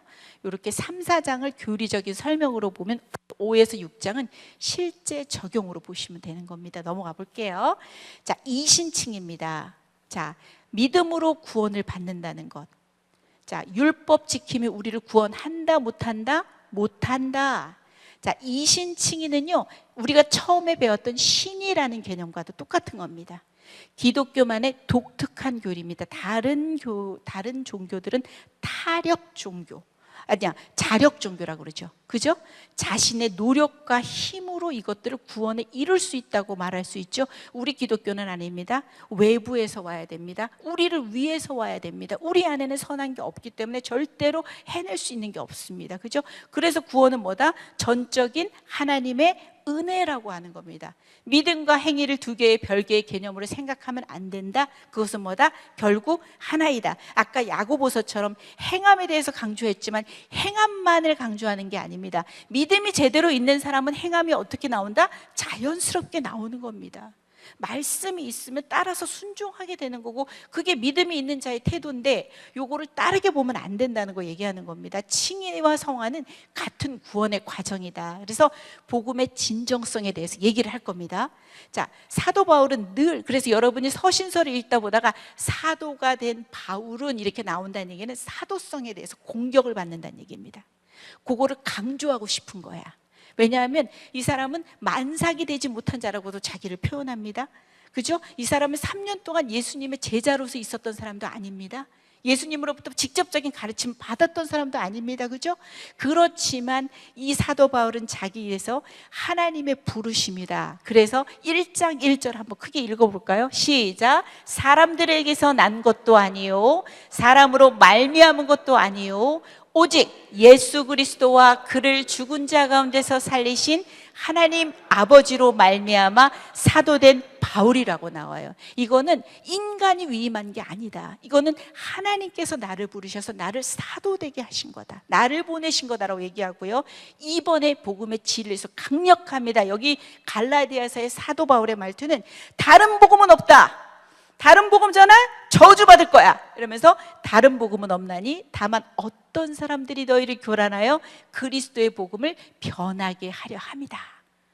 자, 그리고 다른 복음을 전하면 어떻게 된다고? 저주를 받는다고 2번이나 크게 외칩니다. 복음은 은혜입니다. 인간의 행위나 조건을 더하는 순간에 본질을 잃어버립니다. 맞죠? 자, 그 다음 넘어가면 사람이 의롭게 되는 것은, 요거 다시 아까 전에 핵심 구절인데 우리가 너무 중요한 구절이기 때문에 다시 한번 얘기해 볼까요? 시작.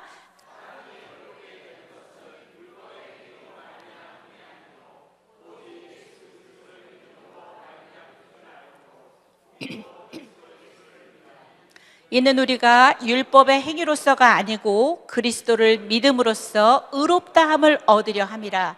율법의 행위로서는 의롭다함을 얻을 육체가 없느니라. 2장 16절에 복음의 진정성에 대한 얘기를 하는 겁니다. 자, 이제는 복음의 탁월성입니다. 갈라디아서 사람들을 꾸짖는 겁니다. 얘들아, 너희들 왜 믿음으로 시작했다가 다시 율법으로 돌아가려고 하니?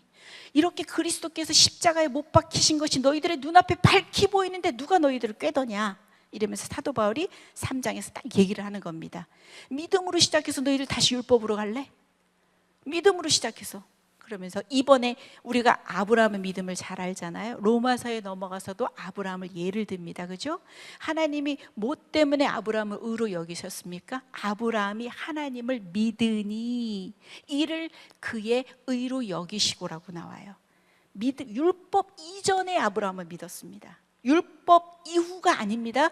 이미 율법 이전에 의롭게 됐다고 나와요. 믿음으로 사는 자가 아브라함의 참 자손이다. 뭐 이런 얘기 나오고요. 율법의 역할에 대해서 얘기를 합니다. 율법은 죄를 깨닫게 합니다. 맞죠, 여러분? 죄 깨닫게 하죠, 그죠? 그러나 구원은 할 수가 없습니다. 그죠? 그 다음에 우리를 누구로 인도하는? 그리스도께로 인도하는 초등교사라고 그 율법에 대해서 얘기가 나와요. 복음의 탁월성에 대한 이야기고요. 자, 우리는 어떤 사람이다? 아들이며 유업을 이을 자다. 자, 때가 참에 같이 한번 크게 읽어보겠습니다. 시작. 때가 참에 하나님이 그 아들을 보내서 여자에게서 나게 하시고 율법 아래에 나게 하신 것은 율법 아래에 있는 자들을 속량하시고 우리의 아들의 명분을 얻게 하려 하심이라. 너희가 아들이므로 하나님이 그 아들의 영을 우리 마음 가운데 보내사 아빠 아버지라 부르게 하셨느니라. 그러므로 내가 이후로는 종이 아니요 아들이니 아들이면 하나님으로 말미암아 유업을 받을 자니라. 아멘. 이렇게 나오죠.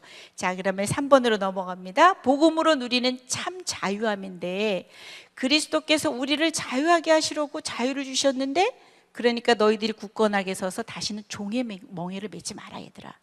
복음은 율법의 멍에로부터 자유다. 근데 이 자유를 얻은 걸 가지고 육체를 위하여 살지 말라는 겁니다. 그죠? 그 자유로 육체의 기회를 삼지 말고 사랑으로 서로 종노릇하라고 나오고, 성령을 따라 행하라고 나와요. 육체의 것들이 있다고 5장 16절에 쫙 나와요. 그런데 그게 아니라 우리는 성령에 따라 살라는 거예요. 그래서 성령의 열매는, 오직 성령의 열매는, 시작, 성령의 열매는 사랑과 희락과 화평과 오래 참음과 자비와 양선과 충성과 온유와 절제니 이 같은 것을 금지할 법이 없느니라. 자, 성령의 열매란 성령이 성도 안에 내재하시고 그분의 인도하심에 순종하는 성령 충만한 삶의 결과가 나타나는 거예요. 요건 단수라고 얘기를 해요. 그리고 서로 연합이 돼 있대요. 그래서 성령의 지배 아래 살아가는 성도에게서 발견되어야 할 것이고요. 요거는 인간의 인격과 사람의 됨됨이를 보여준대요. 성도가 하나님을 영화롭게 하기 위하여 이웃과의 바른 관계를 가지는 과정 속에서 얻어지는 것이라고 나와요. 그래서 요 성령의 9가지 열매를 외울 때도 저는 다 외우는데요. 사희와 오자양, 충원절 이렇게 외우면 되거든요. 그냥 앞자만 따면 되는데, 하나님께서 우리에게 사랑을 주십니다. 맞죠? 우리 가슴에 사랑을 심어 주시잖아요. 그 사랑의 방향은 어디로 갑니까? 이웃을 향해서 갑니다. 그죠? 하나님께서 우리의 심령 가운데 희락을 심어 주십니다. 우리가 걱정과 고민이 없어서 희락하는 게 아니라 하나님을 의지함으로 우리가 기뻐할 수 있는 겁니다.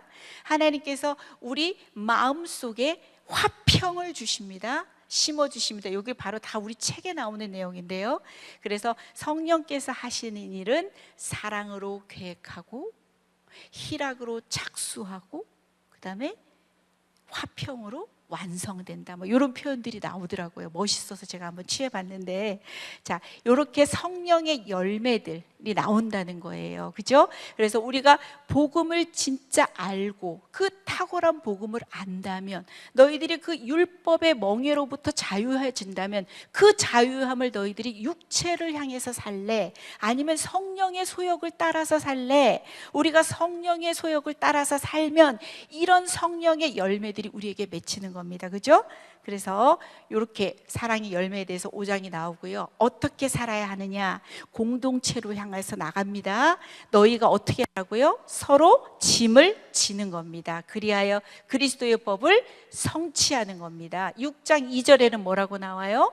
사람이 무엇으로 심든지 그대로 거둔다. 자, 그 다음 절 읽어볼까요? 우리가 선을 행하되 낙심하지 말지니 포기하지 아니하면 때가 이름에 거두리라. 그러므로 우리는 기회 있는 대로 모든 이에게 착한 일을 하되 더욱 믿음의 가정들에게 할지니라. 그러면 우리는 무엇만을 자랑한다? 끝으로 읽겠습니다. 시작. 그러나 내게는 우리 주 예수 그리스도의 십자가 외에 결코 자랑할 것이 없으니 그리스도로 말미암아 세상이 나를 대하여 십자가에 못 박히고 내가 또한 세상을 대하여 그러하니라. 요거를 제가 이 한 권을 이 짧은 시간에 연결하려니 얼마나 어렵겠어요. 그죠? 저는 요까지 하는 거고, 여러분들이 읽으시면서 은혜 많이 받으세요. 알겠죠? 자, 바울이 2차 전도 여행으로 들어갑니다. 2차 전도 여행도 우리가 할 법 볼 건데, 요건 한 3년 정도입니다. 사도행전의 15장부터 18장까지의 내용이에요. 자, 거리도 거의 4,500에서 5,600km래요. 자, 그때 동반했던 사람들이 있습니다. 누굴까요? 실라, 디모데, 누가예요. 도중에 합류를 한 사람들입니다. 주요 사역은 뭐냐면 1차 전도여행 우리가 다녀왔잖아요. 거기를 가면서 교회들을 방문하고 굳게 다집니다. 그 다음에 성령이 어떻게 합니까? 마게도냐 그 환상을 보게 하시는 겁니다. 그죠? 그래서 이 복음이 어디로 넘어가게 될까요? 유럽으로 가게 됩니다. 우리 조금 전에는 소아시아 고개 부분에서 있었잖아요. 이 복음이 어디로 넘어간다? 유럽으로 넘어갑니다. 그래서 어떤 교회들이 세워질까요? 빌립보, 자 베레아 지날 것이고 데살로니가도 있을 것이고 고린도 지역에서 복음을 전파할 겁니다. 에베소에서 아굴라와 브리스길라 부부와 잠시 동역하는 겁니다. 에베소는 3차 전도 여행에 아주 오랫동안 머무는 것이고 여기 잠시 동역하고 있습니다. 예루살렘 교회 방문 후에 안디옥으로 돌아오는 코스입니다. 자, 지도를 보세요. 자, 잘 안 보이죠? 보여요? 잘 보여요? 잘 보이나요? 자, 시리아, 안디옥 밑에 시리아 보이죠? 자, 요거 한번 쭉 보다가 다른 지도도 한번 보여줄게요. 자, 우리 다소는 바울의 고향, 바울의 출신지입니다. 그죠? 거길 지나가고 더베 생각나요? 이고니온 생각나요? 루스드라 생각나요? 비시디아 안디옥 생각나요? 요거는 몇 차 전도 여행 때 있었던 지역인가요? 1차입니다. 자, 거기서 원래 바울은 여기 지역을 더 전도를 하고 싶었던 거야. 근데 보십시오. 저 드로아라는 부분 보여요? 거기서 무엇을 본다? 환상을 보는 거야. 우리를 도와주세요 하는 마게도니아 환상을 보게 되는 겁니다. 그래서 이 어디로 들어가게 됩니까? 네아폴리로 들어가서 마게도니아의 첫 성, 큰 성인 어디로 들어가게 된다? 빌립보로 들어가는 겁니다. 이게 바로 유럽으로 복음이 전파되는 게 바로 2차 전도여행이에요. 자, 빌립보에서 그 다음에 또 어디로 가게 될까요? 이제 잘 보일 겁니다. 데살로니가 보이죠? 데살로니가에서 밑으로 내려가면 어디가 될까요? 베레아가 보일 거고 이쪽으로 내려오면 아테네가 보여요. 성경에서는 여러분 아덴이라고 나올 겁니다. 그 다음에 그 밑에 오니까 뭐가 된다? 고린도가 보입니다. 그래서 잠시 에베소에 가서 하나님의 뜻이면 내가 다시 여기 돌아올 거야 라고 잠시 동역하고 이제 밀레도서 해가지고 가이사라로 들어가서 예루살렘에 아마 보고하고 어디로 다시 올라갔다? 안디옥으로 올라갑니다. 다음 지도 보면 요거 그 다음에 잠깐 보세요. 없네요. 어디 갔지? 없네. 3차에 있나 봅니다. 그래서 자, 지도 속에서 저기 노란 글씨 한번 보십시오. 드로아에서 환상을 보는 겁니다. 마게도니아 사람이 부르는 거고 빌립보가 그래서 첫 유럽의 복음이 전파되고 데살로니가를 지나서 베레아를 지나서 아덴, 고린도 그래서 겐그리아, 에베소, 가이사라, 예루살렘, 수리아데 여러분들이 책을 보시면서 자꾸 이 그림을 보잖아요. 그럼 눈에 쏙 들어올 거예요. 2차 때 기억할 것은 이 복음이 유럽으로 넘어갔구나. 요걸 기억하면 돼요. 저기 안에서만 그때 지도에서 보면은 여기 안에서만 있었던 게 저 유럽으로 넘어갔구나.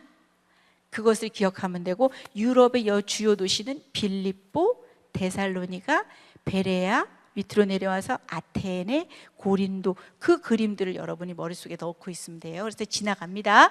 그래서 인간과 하나님의 협주곡입니다. 성령이 아시아에서 말씀을 전하지 못하게 하시거늘 그들이 부르기아와 갈라디아 땅으로 다녀가 무시아 앞에 이르러 비두니아로 가고자 애쓸 때 누가 허락하지 않아요? 예수의 영이 허락하지 않는 거야. 밤에 환상이 바울에게 보이는 겁니다. 마게도냐 사람 하나가 건너와서 우리를 좀 도와주세요 라고 하는 거야. 그 환상을 보이는 거죠. 그랬더니 바울이 어떻게 합니까? 자신의 계획을 포기를 합니다. 성령의 인도를 따라갑니다. 바울의 순종에 의해서 빌립보의 교회가 세워집니다. 유럽의 복음화가 시작됩니다. 그래서 데살로니가 전후서와 직접적인 배경이 되는 겁니다. 요것들만 기억하시면 됩니다.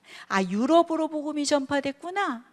우리가 빌립보, 데살로니가, 베레아, 아테네, 고린도 쫙 이렇게 내려오는 그 지도를 보면서 보시다 보면 그게 생각이 날 거예요. 그래서 2차가 끝나고 나면은 우리가 서신서 2개가 들어온다고 했으니 그 서신서가 뭘까요? 데살로니가 전후서가 되는 거예요. 1차가 끝나고 들어온 서신서가 뭐죠? 갈라디아서. 2차는 2니까 2개니까 뭐다? 데살로니가 전후서. 3차는 3이니까 뭐다? 고린도 전후서, 로마서. 오늘은 고린도 전후서까지만 볼 거예요. 로마서는 다음 시간에 들어갈 거거든요. 그래서 데살로니가 전서를 들어가는 거예요. 그래서 이 행전 안에 서신서를 넣는 작업이에요. 그래서 이 서신서들이 사도행전이 배경이 되는 거니까 요거를 잘 연결해서 여러분이 읽으시면 되는 거거든요. 데살로니가 전서예요. 자, 4장 16절 17절을 한번 크게 한번 읽어보겠습니다. 시작.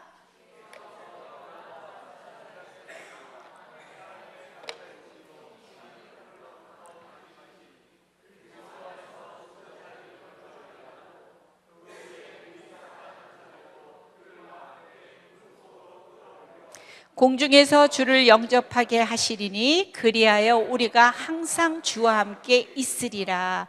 왜냐하면 데살로니가에서는 몇 주 동안 사역했을 것 같아요? 3주밖에 못했어요. 거의 21일이죠. 아주 짧은 기간이에요. 그러니까 바울이 충분하게 뭔가를 했을 수가 없었던 거죠. 그러니까 여기서는 뭐냐면 이게 바로 뭐에 대한 얘기예요? 재림에 대한 이야기거든요. 아마 정확한 어떤 재림에 대한 이야기들도 아마 논란이 있었던 것 같습니다. 그러면서 바울이 이런 이야기들도 해주고, 그러면서 그때 또한 유대인들이, 여러분들이 사도행전을 읽다 보잖아. 그럼 유대인들이 시기하고 유대인들이 핍박하고 유대인들이 많이 힘들게 합니다. 그러면서 이 사람들이 힘든 거야, 삶이. 진짜 삶이 힘든 거야. 마치 우리도 지금 이 세대가 힘들지 않다고는 말할 수 없어. 여전히 우리도 힘들어요. 그래서 그 전에 2000년 전에 있었던 이 이야기들도 우리의 삶과 동일하게 적용이 됩니다. 이 사람들도 삶이 힘들었기 때문에 재림에 대한 소망들이 있었던 거야. 오늘 이야기를 보게 되면 그 내용들이 나올 거예요. 그래서 핵심 단어는 뭐가 된다? 재림이 되는 겁니다. 그래서 예수님의 재림에 대해서 언급을 합니다. 그래서 예수 우리의 소망입니다. 우리가 1, 3장에서는 어떻게 구원을 받았을까? 그 다음에 4에서 5장은 그럼 이제 우리가 어떻게 살아야 되는데? 이렇게만 생각하면 됩니다. 어떻게 우리가 구원받았지? 그럼 우리는 이제 어떻게 살아야 되는데? 자, 그 내용들 넘어가 볼게요. 자, 데살로니가 교회는 3주밖에 안 있었는데 바울이 엄청나게 칭찬을 합니다. 엄청 잘했거든. 믿음의 역사, 사랑의 수고, 소망의 인내, 끊임없이 이 바울이 하나님 앞에서 기억한다고 나옵니다. 그리고 많은 환난 가운데서 성령의 기쁨으로 말씀을 받아 우리와 주를 본받은 자가 되었고, 이 소문이 마게도냐와 아가야에 있는 모든 믿는 자에게도 퍼지고 본이 되고 믿음의 소문이 각처에 퍼졌다고 나와요. 짧은 3주간의 사역이었음에도 불구하고 이 데살로니가인들은 너무나도 훌륭하게 그 믿음의 생활들을 잘했던 거야. 사랑의 수고를 했고 믿음의 역사와 소망의 인내를 가지고 살아냈던 거죠. 그래서 바울이 1장을 여러분이 읽게 되면 데살로니가 교인들에 대해서 칭찬을 쫙 이렇게 해놓습니다. 자, 바울의 2, 3장에서는 바울의 사역에 대해서 나옵니다. 자, 바울은 교인들을 자녀같이 돌봤고 삶으로 본을 보였습니다. 근데 여러분이 사도행전 17장을 읽어보게 되잖아. 유대인들이 시기해가지고 불량배들을 선동을 해가지고 막 쫓아오고 난리를 나는 거야. 이 바울은 그러니까 막 도망갈 수밖에 없는 거야. 베레아까지 막 도망을 갔는데도 저기 그 데살로니가에서 이 베레아까지도 막 쫓아오는 거야. 그러니까 이 사람이 아테네로 내려가면서 얘네 바울 실라와 디모데는 그대로 위로 올려보내고 자기가 먼저 이렇게 출발하고 이러면서 계속 끊임없이 쫓기다시피 바울은 이동을 하게 돼요. 그럼에도 불구하고 교회가 세워져요. 그죠? 그래서 이 떠날 수밖에 없었던 상황을 너무너무 안타까워합니다. 바울은 어떡하나, 이 교회 3주밖에 사역 못했는데, 내가 좀 더 가르쳐 줬어야 되는데, 내가 더 많은 것들을 해줬어야 되는데, 우리가 이같이 너희를 사모하여 하나님의 복음뿐 아니라 우리의 목숨까지도 너희에게 주기를 기뻐하면 너희가 우리의 사랑하는 자 됨이라. 바울 사도의 마음이 진짜 엄청나게 느껴지죠. 바울은 데살로니가에 가기를 진짜 원했어요. 그래서 잠시 너희를 떠난 것은 얼굴이요 내 마음은 아니다. 너희 얼굴 보기를 정말 내가 원한다. 그러면서 그런 게 2, 3장에 보게 되면 나와요. 자, 그러면 4장, 5장에서는 어떻게 살아야 되나? 자, 거룩한 생활을 권면을 하십니다. 하나님의 뜻은 이것이니 너희들은 너희들의 거룩함이다. 곧 음란을 버려라. 그리고 이 사람들은 재림에 대해서 생각들이 많이, 아까 재림에 대해서 얘기가 나왔잖아요. 죽은 성도들에 대해서 얘들아 슬퍼하지 마라. 죽은 성도들은 어떻게 되는데 하면서 질문이 있던 거죠. 왜냐하면 신학적인 논란들이 있었을 거야. 3주밖에 있지 않았고 도대체 이게 제대로 된 체계적으로 어떤 것들이 없는 거죠. 그래서 슬퍼하지 마라. 다시 살아난다. 그리스도 안에서 죽은 자들이 먼저 살아난다. 그 후에 우리 살아남은 자들도 그들과 함께 구름 속으로 끌어올려질 것이다. 그리고 형제들아, 그 때와 시기에 관해서는 너희에게 쓸 것이 없음은 주의 날은 도둑같이 이른다. 너희 자신이 자세히 그것을 안다. 그래서 깨어있는 삶에 대한 이야기를 하는 겁니다. 그래서 재림을 소망하고 살아가는 이 사람들이 지켜야 될 삶에서의 그 지침들을 얘기해 주는 거예요. 그래서 우리가 잘 아는 항상 기뻐하라, 쉬지 말고 기도하라, 범사에 감사하라, 저기 있잖아요. 그죠? 5, 6, 7에 있죠? 우리가 어떻게 살아야 되는지를 한번 우리가 1번부터 크게 읽어볼까요? 1번 시작.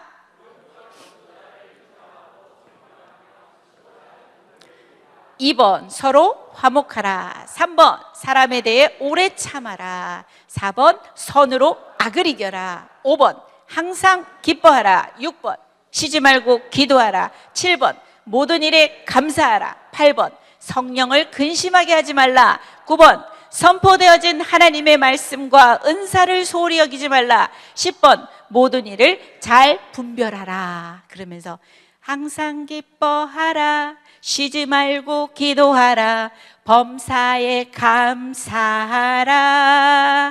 이는 예수 안에서 너희에게 향하신 하나님 뜻이니라. 그래서 5장 16에서 18절에 이렇게 나오죠. 후서를 보냈다는 얘기는 문제가 잘 해결됐다는 얘기일까요? 안 됐다는 얘기예요. 후서를 또 보내는 겁니다. 자, 그래서 예수의 재림으로부터 위로와 예수님 재림할 때에 대해서 주의와 재림의 관점에서 명령, 이렇게 나오는데 인내에 대한 이야기예요. 우리에게도 동일합니다. 말세를 살아가는, 말세 지마를 살아가는 우리들에게 이 재림의 소망이 분명히 있는 거죠. 그런데 이 재림의 소망만 강조하다 보면 현실의 생활이 어떻게 될 것 같아요? 어차피 뭐 죽으면 천국 갈 건데 막 이러면 어떻게 될까요? 우리 생활이 어떻게 되죠? 미래만 강조하면 뭐가 되죠? 우리 현실은 엉망이 돼버립니다. 근데 현실만 강조합니다. 그럼 미래에 대한 소망은 있을까요? 그 균형이 필요한 거예요. 자, 바른 종말관을 알려줍니다. 자, 넘어가면 환난 중에 인내와 하나님의 공의, 환난이 있어서 위로도 있는 겁니다. 그죠?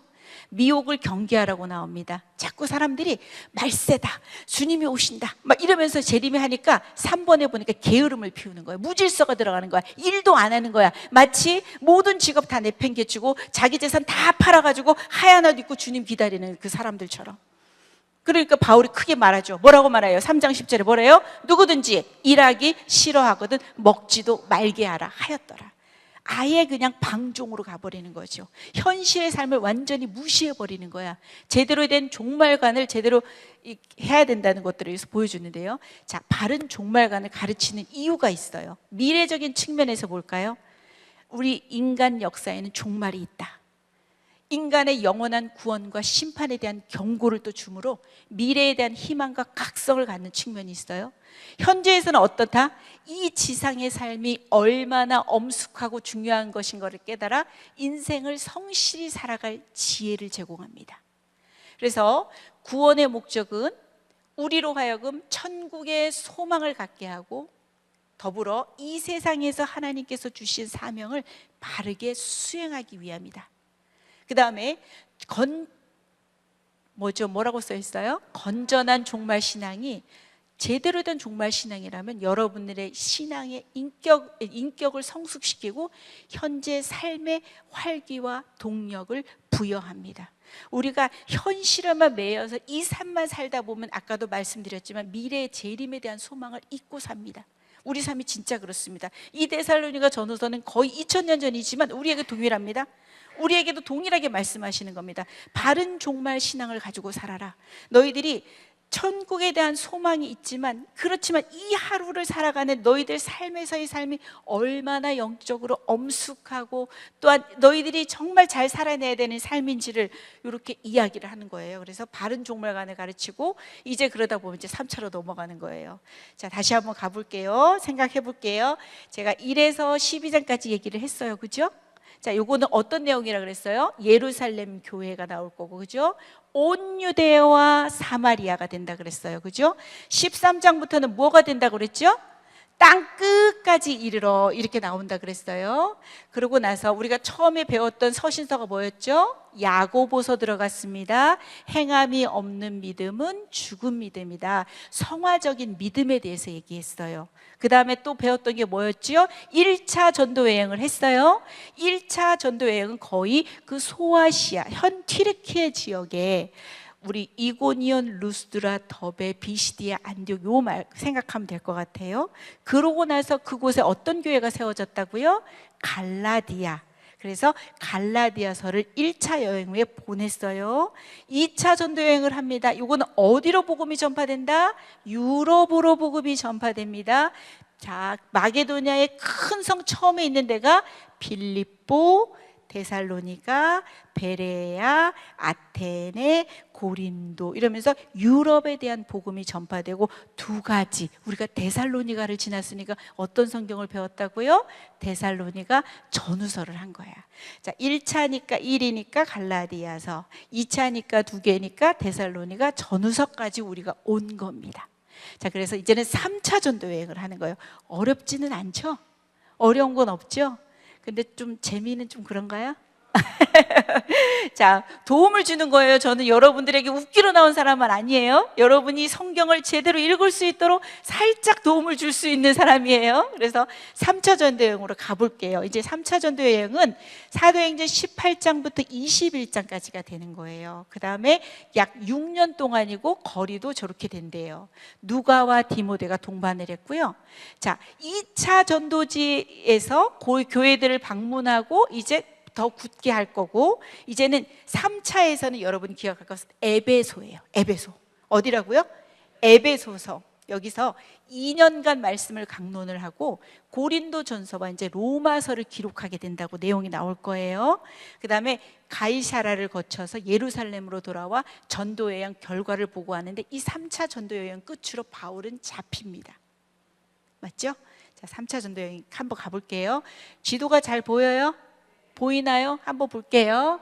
자, 우리가 갔던 데 다 눈에 들어오죠? 더베, 루스드라, 이고니온, 그 다음에 비시디아, 안디옥. 근데 어디로 가게 됐다는 거죠? 에베소에서 집중적인 사역을 하게 됩니다. 자, 그러고 나서 우리가 동일하게 갔던 2차로 갔던 그 길들을 갑니다. 근데 원래 저기 고린도에서 이 사도 바울은 예루살렘으로 바로 가기를 원했어요. 그런데 사도 바울을 죽이려고 이렇게 공모한 사람들이 있었어요. 그래서 육로로 다시 돌아갑니다. 되돌아 올라가는 겁니다. 올라가죠?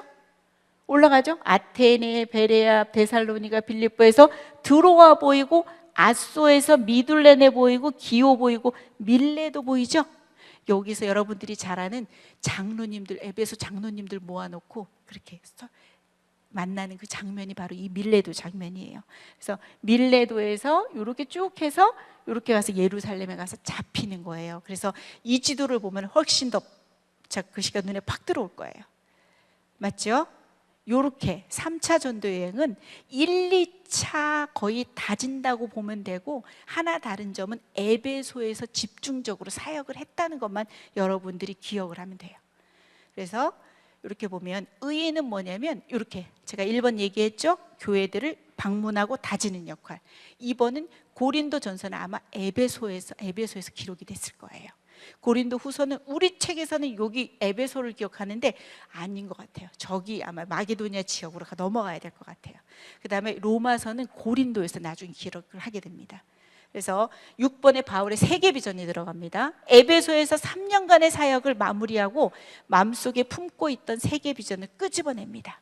바울은 어디까지 가고 싶었습니까? 땅끝까지. 그때 생각했던 땅끝이 어디다? 바로 서바나 스페인입니다. 그래서 이 바울은 로마, 그 제국의, 그 당시 제국의 중심이었던 로마를 가고 싶었고, 그 로마의 교인들이 자기를 후원을 받아서 자기를 후원해줘서 어디까지 가고 싶었다? 서바나, 스페인까지 가고 싶었다는 겁니다. 그래서 이제 고린도 전서예요. 고린도 전후서만 지나가면 끝나는 거예요. 그 다음에 로마서는 다음 주부터 진행이 될 거고요. 자, 고린도 전서예요. 예수님은 우리의 지혜입니다. 그 지역 자체가, 여러분 아까 지도에서도 그 유럽의 그쪽에 헬라 문화권 쪽에 얼마나 그 지혜에 대한 것들이 많겠습니까? 그러니까 하지만 예수님이 우리의 지혜라는 것을 여기서 보여줍니다. 자, 1번에 6장까지는 거의 분당 짓는 것에 대한 이야기가 나와요. 그 다음에 두 번째는 문제들에 대한 바울의 해답으로 나와요. 고린도전서는 그렇게 기억하시면 돼요. 당을 짓는 거예요. 그 다음에 문제들이 발생을 해요. 그 문제에 대한 해답을 바울이 알려줍니다. 그래서 보면 15장 58절 한번 읽어보겠습니다. 시작.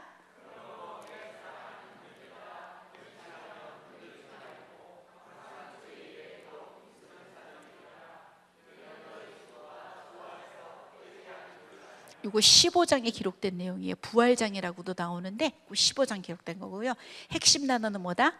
그 중에 제일은 사랑이라. 모든 것들의 문제는 나중에 13장의 사랑장으로 나와요. 그래서 문제 해결의 근원은 바로 사랑이라는 게 나와요. 12장은 무슨 장이죠? 은사잖아요.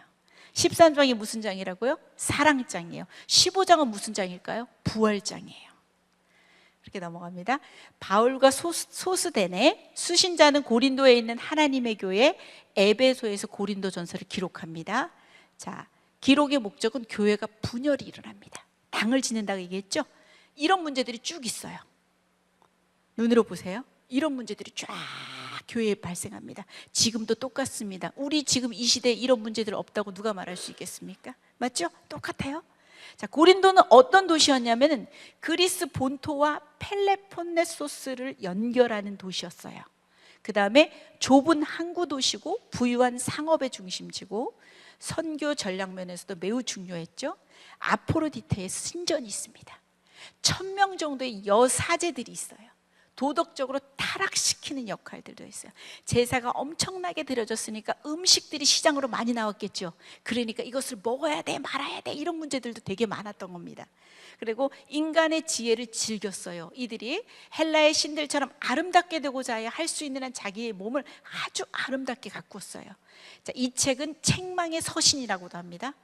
자, 그들은 가장 고귀한 진리를 모르고 세상적인 지혜를 자랑한 것을 바울이 책망한 겁니다. 쭉 넘어가 보겠습니다. 자, 분당 짓습니다. 그래서 1장 12절에 나는 바울파야, 나는 아볼로파야, 나는 게바, 베드로파인데 나는 그리스도파야, 이러면서 교회 안에 분쟁이 생기는 겁니다. 네, 2절에 보게 되면은 2절이 아니라 이번에 보게 되면 하나님의 능력과 지혜이신 우리에게는, 진짜 그 사람들에게는 십자가의 도가 정말 아무것도 아닌 것처럼 보이지만 십자가의 도가, 시작, 십자가의 도가 멸망하는 자들에게는 미련한 것이요 구원을 받는 우리에게는 하나님의 능력이라, 이렇게 나오고요.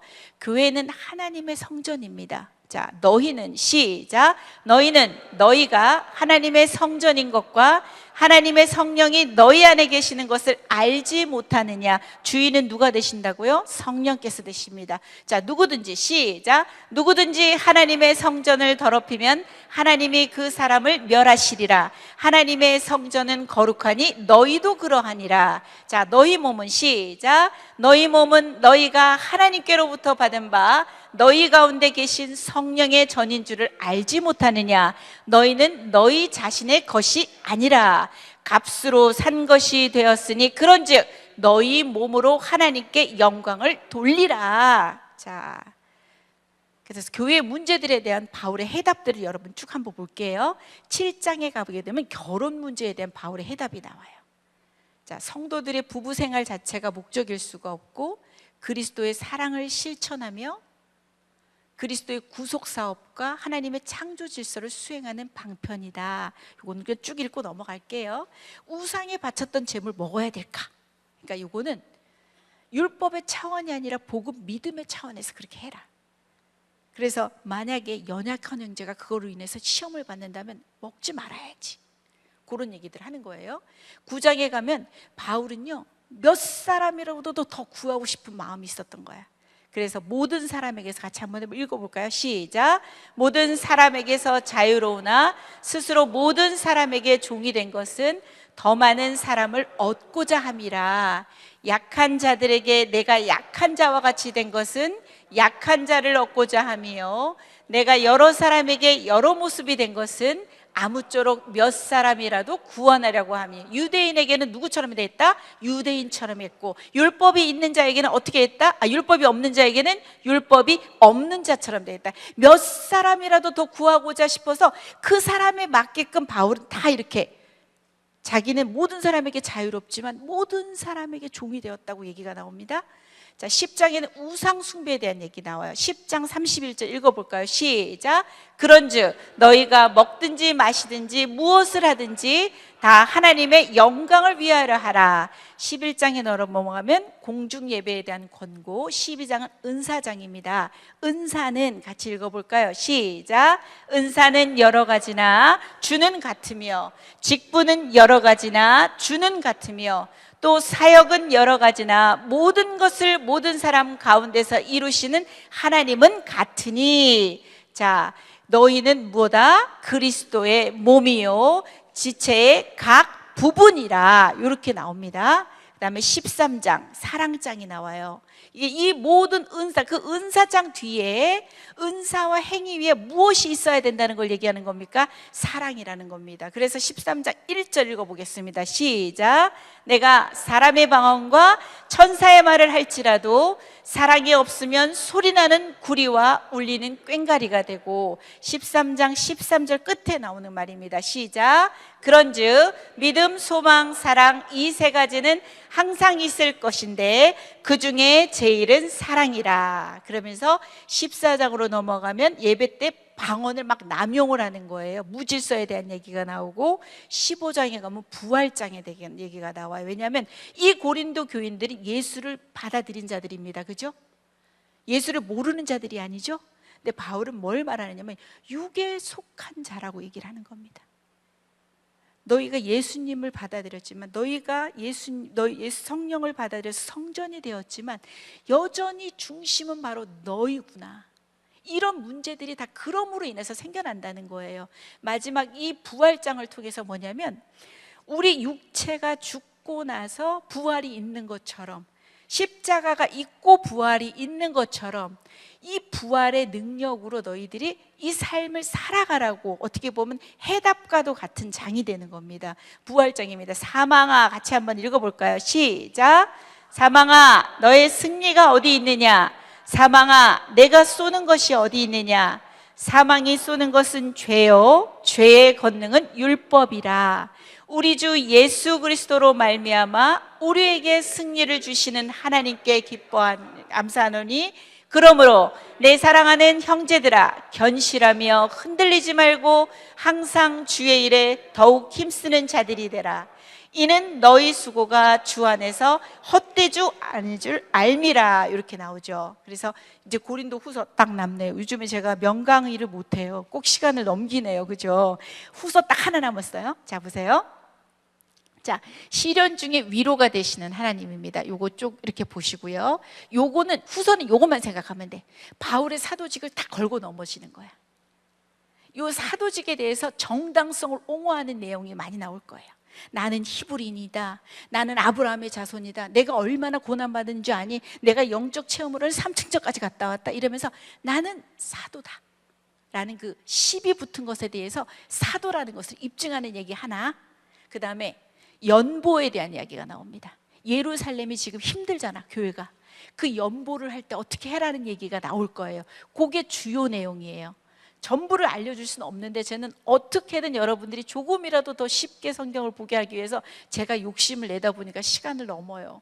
그냥 간단하게 설명하면 아마 신약 벌써 다 끝냈을 겁니다. 근데 여러분들이 그래도 한 번씩 조금 더 알게 하기 위해서 제가 가는 겁니다. 12장 9절에 봅니다. 시작. 나에게 이르시기를 내 은혜가 내게 족하도다. 이는 내 능력이 약한 데서 온전하여짐이라 하신지라. 그러므로 도리어 크게 기뻐함으로 나의 여러 약한 것들에 대하여 자랑하리니 이는 그리스도의 능력이 내게 머물게 함이라. 자, 그래서 가장 개인적이고 자기 방어하는 거야. 자기의 사도직에 대해서 정당성을 옹호하는 이야기가 다 나올 겁니다. 자, 디도라는 사람이 나올 거예요. 오른팔이에요. 바울의 오른팔과 같은. 디도서 아까 디디디 생각나죠? 이 디도도 되게 중요한 인물이잖아요. 고린도 교회에 디도를 통해 가지고 고린도 교회가 얼마나 엄청난 교회입니까? 그러니까 이 센 고린도 디도를 보내는 거예요. 센 디도를 보내는 거야. 디모데는 안 돼. 연약하거든. 마음도 여리고 막 그래요. 디모데 가면 나중에 나오겠지만 이 디도를 보내. 고린도전서를 보내놓고 나서 소식이 없어서 애타게 막 기다리는 거야. 이러니까 이 바울이 마음이 아니야. 그런데 빌립보에서 이 디도를 만나. 그래서 좋은 소식이 있고 나쁜 소식이 있습니다. 무슨 소식부터 먼저 들으실래요? 아, 좋은 소식. 그래. 고린도전서를 인해서 교인 전체가 철저히 회개를 하고 있어요.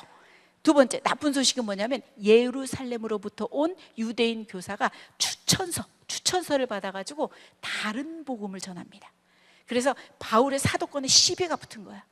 안 그래도 바울 사도는 어떻게 보면은 만삭되지 못한 자고 이러면서 가장 짧게 어떻게 보면 예수님을 만났고 진하게 만난 사람이잖아요. 그죠? 그렇지만 나는 하나님의 부르심이다. 나는 하나님으로 인해서 사도가 되었다. 이러면서 그런 얘기, 사도권에 대한 정당성. 그래서 그 문제들, 그래서 그해 가을에 바로 고린도 후서를 보낸다는 얘기입니다. 그래서 바울의 사도권의 정당성을 옹호하는 이야기 하나, 그 다음에 교회 안에 남아있는 유대인들을 척결하는 데 대한 이야기. 그 다음 8, 뭐냐면 연보의 필요성에 대해서 강조를 하는 겁니다. 고린도후서는 요거만 기억하고 있으면 됩니다. 그렇게 하고 생각하고, 그래서 고난 중에 위로의 하나님, 고린도후서 1장을 읽다 보면 여러분들이 위로 끊임없이 위로에 대한 메시지가 나올 겁니다. 그리고 이번에는 뭐냐면 이 사람들한테 바울이 편지를 보내는데 내가 방문할 거야. 그런데 이 사람들이 방문을 안 하는 거예요. 고린도 바울이. 그러니까 바울 널 믿을 수 없다. 믿을 수 없는 사람이다. 바울 이러면서, 그러니까 내가 다시 고린도에 가지 아니하는 것은 너희를 아끼려 함이다 이러면서 고린도 후서에서 얘기를 하고요. 추천서에 대가 있어요. 그때는 아마 추천서를 받아서 그 파견이 갔나 봐요. 그런데 우리가 어찌 어떤 사람들처럼 추천서를 너희에게 붙이거나 혹은 너희에게 받거나 할 필요가 있느냐. 그러면서 너희는 그리스도의 편지다. 오직 살아계신 하나님의 영으로 쓴 것이다. 오직 육의 마음판에 쓴 것이다. 이거 뭐냐면 추천서가 아니라 이 사람들의 변화된 삶을 좀 보세요. 이 사람이 추천서고 이 사람이 그리스도가 살아있다는 메시지고 증거입니다 라고 얘기를 하는 겁니다. 그래서 여러분들 한 사람 한 사람들이 이 세상에 보내진 그리스도의 편지이고 메시지입니다. 비록 사도 바울은 추천서를 받지 않았으나 그 사람들이 다 그 사람들의 변한 것들을 보면 이것들이 바로 어떻게 보면 그 예수께서 살아계신 그 증거다라고 얘기를 하는 거고요. 자, 질그릇에 담긴 보배입니다. 여기서 질그릇은 나의 연약한 육체잖아요. 그렇죠? 이 질그릇의 보배는 누가 될 것 같아요? 그리스도가 되는 겁니다. 같이 한번 읽어볼까요? 시작. 우리가 이 보배를 질그릇에 가졌으니 이는 심히 큰 능력은 하나님께 있고 우리에게 있지 아니함을 알게 하려 함이라. 연약함 속에 담긴 하나님의 능력입니다. 그래서 우리는 새로운 피조물이죠. 외워볼까요? 시작. 그런즉 누구든지 그리스도 안에 있으면 새로운 피조물이라. 이전 것은 지나갔으니 보라 새 것이 되었도다. 다시 한번 정신 차려서 시작. 그런즉 누구든지 그리스도 안에 있으면 새로운 피조물이라. 이전 것은 지나갔으니 보라 새 것이 되었도다. 이렇게 나오네요. 그래서 연보에 대한 이야기 나온다 그랬죠? 이제 헌금 모아다가 바울이 가지고 갈 거예요. 예루살렘 교회에. 예루살렘 성도들의 구제를 위한 헌금입니다. 그래서 연보의 원리가 있대요. 미리 준비해라. 그 다음에 억지로 인색하게 하지 마라. 자원하는 마음으로 해라. 그 다음에 과시나 자랑하지 마라. 연보의 결과에 대해서도 얘기를 합니다. 적게 하는 자는 적게 받는다. 많이 하는 자는 많이 거둘 거야. 영적인 은혜뿐만 아니라 모든 일에 네가 넉넉하게 될 거야. 하나님께서 기억하시고 보상하실 거야. 그래서 바울이 사도직을 변호합니다. 자, 이 사도 바울의 특징이 뭐냐면 사람들을 가서 만나잖아요. 그 말을 잘 못해. 근데 떠나가지고 글로 쓰잖아. 아주 힘이 있어. 말로 만나면 대대해. 떠나면 힘이 쫙 있어. 그 이야기가 나와요. 너희를 대면하면 유순하고 그대 앞에만 서면 나는 왜 작아지는가 이러면서 유순해요. 그러나 떠나 있으면 너희에 대해서 담대한 나 바울이야. 그 사람들이 하는 말이 뒤에 나와. 편지는 무게가 있고 힘이 있는데 몸으로 대할 때는 약하고 그 말도 시원치가 않대. 그 사람들이 한 말입니다. 10장 10절에. 그래서 그러나 우리의 싸우는 무기는 시작. 우리의 싸우는 무기는 육신에 속한 것이 아니요 오직 어떤 견고한 진도 무너뜨리는 하나님의 능력이라. 모든 이론을 무너뜨리며 하나님 아는 것을 대적하여 놓아진 것을 다 무너뜨리고 모든 생각을 사로잡아 그리스도에게 복종하게 하니. 아멘. 자, 그래서 보십시오. 근데 내가 부득불 나 자랑을 좀 해야 되겠어. 내가 너희들이 자꾸 그러니까 나 진짜 자랑 좀 한번 해보겠어. 내가 하기 싫은데 부득불 내가 한번 자랑을 좀 해봐야 되겠어. 나는 누구다? 히브리인이다. 나는 또 누구냐? 이스라엘. 그 다음에 누구의 후손이다? 아브라함 후손이다. 나 그리스도의 일꾼이다. 이러면서 수고를 한 이야기들이 쫙 나와. 수고를 넘치도록 했다. 옥에 갇혔다. 빌립보에서는 옥에 갇혔죠. 그죠? 여러분 읽다 보면 나올 거예요. 바울과 실라가 옥에 갇힙니다. 간수의 사건하고 나올 거예요. 그래서 누구든지 뭐 주의 이름을 부르는 자는 구원을 얻으리로다 하면서 나오는 그 얘기들도 나오고 할 거예요. 그래서 매도 수없이 많았다. 여러 번 죽을 뻔했다.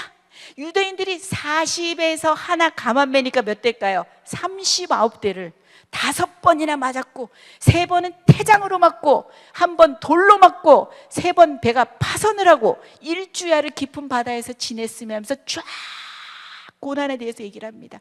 위의 것은 혈통이죠. 히브리인이고 이스라엘이고 아브라함의 후손이고. 이제는 영적 체험은 뭐냐? 내가 3층 천에 가서 하나님을 만났다. 그죠? 그런 체험들을 한 겁니다.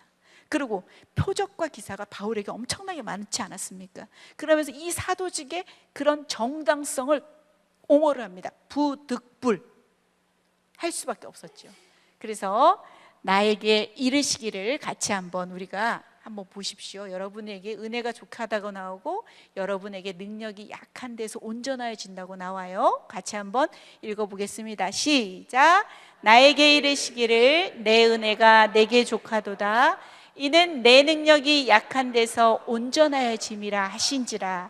그러므로 도리어 크게 기뻐함으로 나의 여러 악한 것들에 대하여 자랑하리니 이는 그리스도의 능력이 내게 머물게 하려 함이라. 그러므로 내가 그리스도를 위하여 약한 것들과 능욕과 궁핍과 박해와 곤고를 기뻐하노니 이는 내가 약한 그때에 강함이라.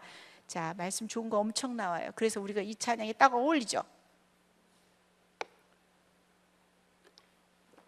요거 하면 끝날 것 같아요. 우리가 요거 마지막, 제가 아까 갈라디아서는 그냥 넘어간 게 있는데 혹시 알아요? 갈라디아서 2장 20절. 내가 그리스도와 함께 십자가에 못 박혔나니 그런즉 이제는 내가 산 것 아니요 오직 내 안에 예수께서 사신 것이라. 요 말씀 다 외우세요? 2장 20절 한번 말씀 한번 볼까요? 한번 여러분 찾아보세요. 2장 20절. 시간이 약간 딱 10분인데 10분 정도 오버됐어요. 한번 찾아보세요. 2장 20절. 내가 그리스도와 함께 십자가에 못 박혔나니 그런즉 이제는 내가 산 것이 아니요 오직 내 안에 예수께서 사신 것이라.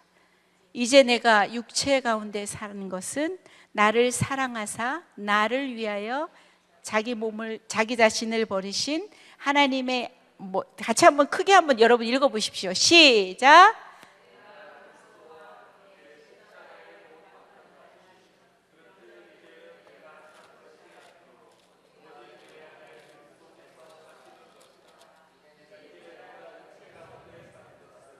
나를 사랑하사 나를 위하여 자기 자신을 버리신 하나님의 아들을 믿는 믿음 안에서 사는 것이라. 요 말씀도 여러분들이 외워두십시오. 그죠? 자, 갈라디아서 그 말씀 가운데 그 말씀들을 외워두시고, 연합이라는 거예요. 이제는 그분께서 사시는 삶인 거예요. 내가 사는 게 아니라 나를 사랑하사 나를 위하여 자기 자신을 버리신 하나님의 아들을 믿는 그 믿음 안에 우리가 사는 거. 더 이상 내가 사는 것이 아니라 주께서 사시는 삶. 요거 한번 우리는 질그릇이나 질그릇 안에 무엇을 가진 자들이다? 보배를 담은 자들입니다. 우리가 약할 때 그분은 강하십니다. 우리는 약해서 할 수 없지만 그분은 하십니다. 우리 고백을 담아서 이 찬양을 하면서 끝날 것 같아요. 이제 시작. 약할 때 강함 대신에 나의 보배가 되신 주 나의 모든 것. 주 안에 있는 보물을 나는 포기할 수 없네. 주 나의 모든 것. 십자가로 가겠습니다. 십자가 죄 사하셨네.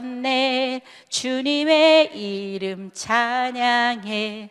주 나의 모든 것. 쓰러진 나를 세우고 나의 빈찬을 채우네. 주 나의 모든 것. 예수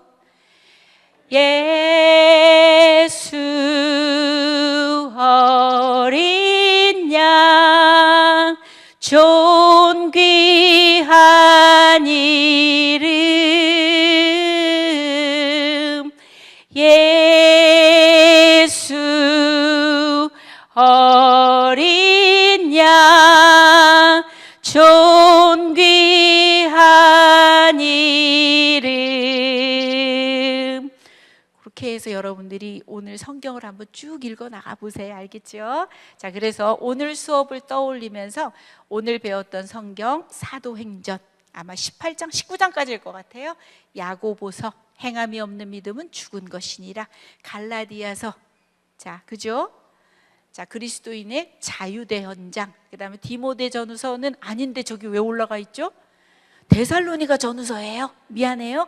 데살로니가 전후서예요. 3주밖에 사역을 안 했지만 너무나도 칭찬을 받았던 데살로니가 교인들, 제대로 된 신학적인 어떤 그 공부나 이런 것들을 제대로 못 받았을 테니까 재림에 대해서 헷갈리고 혼돈됐던 그 상황들, 그런 것들 기억하시고, 고린도 전후서 가니까 문제가 많은 교회다. 그죠? 모든 교회는 문제가 있기 마련이다.